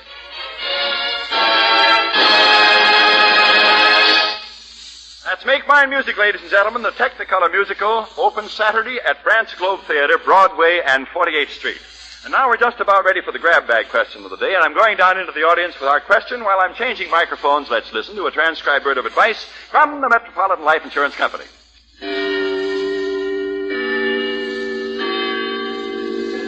As the chimes of the Metropolitan Tower ring out, here's another word about your life insurance as a service institution. By Edwin C. Hill. You know, there are times in our personal affairs when we like to take stock of where we stand. In business, it's a regular practice. Metropolitan takes stock at the close of each year and then issues a report to policyholders. This report is called What's New at Metropolitan, an easy-to-read story of what Metropolitan did last year. It answers many questions a policyholder would be likely to ask if he were to make a personal visit to the company. Questions about dividends to policyholders, life insurance costs, war-death claims, and many others. For your free copy of Metropolitan's report for 1945, write today to the Metropolitan Life Insurance Company, New York City. Here we are back at the Better Half Matinee, ladies and gentlemen, and down in the house with our question of the day, which is quite simple. I'll give you a moment to think it over. It is the average husband afraid of his wife? I want 2 women now with fur coats. Here's a woman with a fur coat. I'm going to make you a present here of 5 years of care for that fur coat. The Vitapelt process, which will keep it new and fresh and clean every year for 5 years, just for you. What's your name? You're quite Miss welcome. Lembley. Miss Lembley, that's a briefer coat you have? Yes. It'll be so fresh and beautiful after you take it down to Vitapelt, you'll hardly recognize it. Now, here's our next lady who has a fur coat. What's your name? Jessie Kahn. Jessie Kahn, That's you are right. going to have your coat taken care of for 5 years by Vitapelt. Congratulations. Thank you very much. All right, now the question of the day, ladies and gentlemen, very simply this. Is the average husband afraid of his wife? What's your name? Ethel Kahn. Ethel? No, I don't think so. What? You don't? No, I don't think so. He isn't. Is your husband afraid of you? No. Goes out whenever he pleases, stays out all night. Well, not quite. Not quite. Stays out till 4:30 in the morning. No. Comes home and tells you to like it or lump it. Oh, no. He doesn't? No. Then he's afraid of you.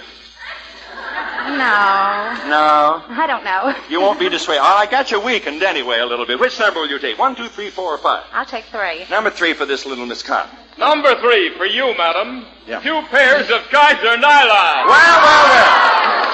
Nylon's a magic word in any language, but Kaiser nylon's magic beyond words. For sheer elegance and perfect fit, it's Kaiser nylons, now on sale from coast to coast. That's what everybody hopes, Carl. Believe me. Now I'm going to get an opinion from a small boy here. What's your name, son?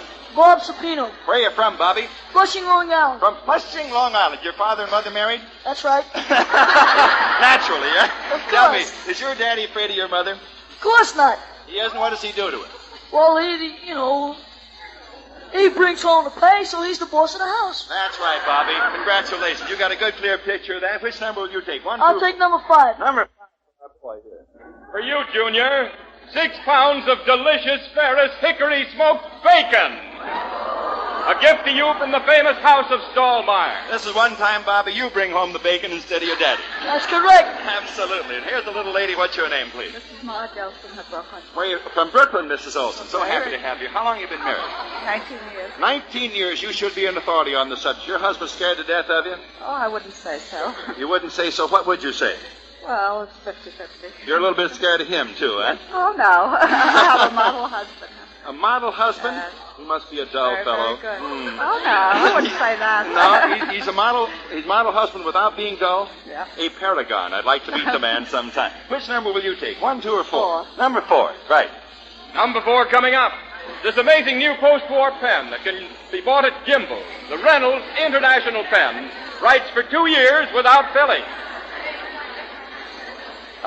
Here I am way at the very back of the house. What's your name, little lady? Mrs. Ellen Ciani from the Bronx. You must have gotten in late to be way back here. Huh? I did. You didn't expect to be called on, I bet. Never. How long have you been married? Oh, 18 years last Sunday. 18 years last Sunday. You in love with your husband? Oh, yes. Do you think he's scared of you? No, definitely not. How do you know that he's not afraid of you? What does he do that proves it? Well, he's the head of the house. I know that. He does as he darn pleases? No, not exactly. Throw clothes around the room at night when he goes to bed?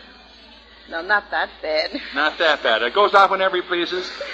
Well, once in a while he does. With other girls whenever he pleases? No. Oh, I'm his only girl. You're his only girl. I'm so glad that you are all content about that. Which number will you take, 1 or 2? I'll take 2. Number 2, right. Number 2, for you, a lovely match string of Laguna pearls. Faithful replicas of nature's finest, designed by Laguna master craftsmen, as only they can make them. That's fine, Carl. What's your name, little lady? Alice or Allie? You married, Alice? Practically. Practically? Almost. Almost. When are you going to be married, Alice? That in June. In June? Is your husband to be a little bit in awe of you at the moment? Uh-huh. Treat you with great respect. Uh-huh. Going to keep him under your thumb when you get married? Sure.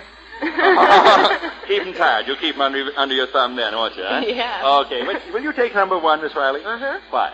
Number 1, Tiny, for a cute gal. A gift certificate for a famous Miss Swank slip. The lovely slip preferred by smart women everywhere. And for your husband-to-be, a $10 gift certificate for a beautiful weather-resistant Pantomac jacket made by Marcus Fryer & Son. Thank you very much, Carl. And ladies and gentlemen, that winds up another Better Half matinee. But we're on the air every day in the week, as you know, from 4 to 4:30. Come any day, no tickets required at 3:30 o'clock, and we welcome you at the theater. And you folks who are going to stay to see Dr. Eddie, be kind to the good gentleman, will you? He has a little case of laryngitis today, and he's going to have a little tough time. Now until tomorrow, this is Tiny Rutter saying so long, everybody.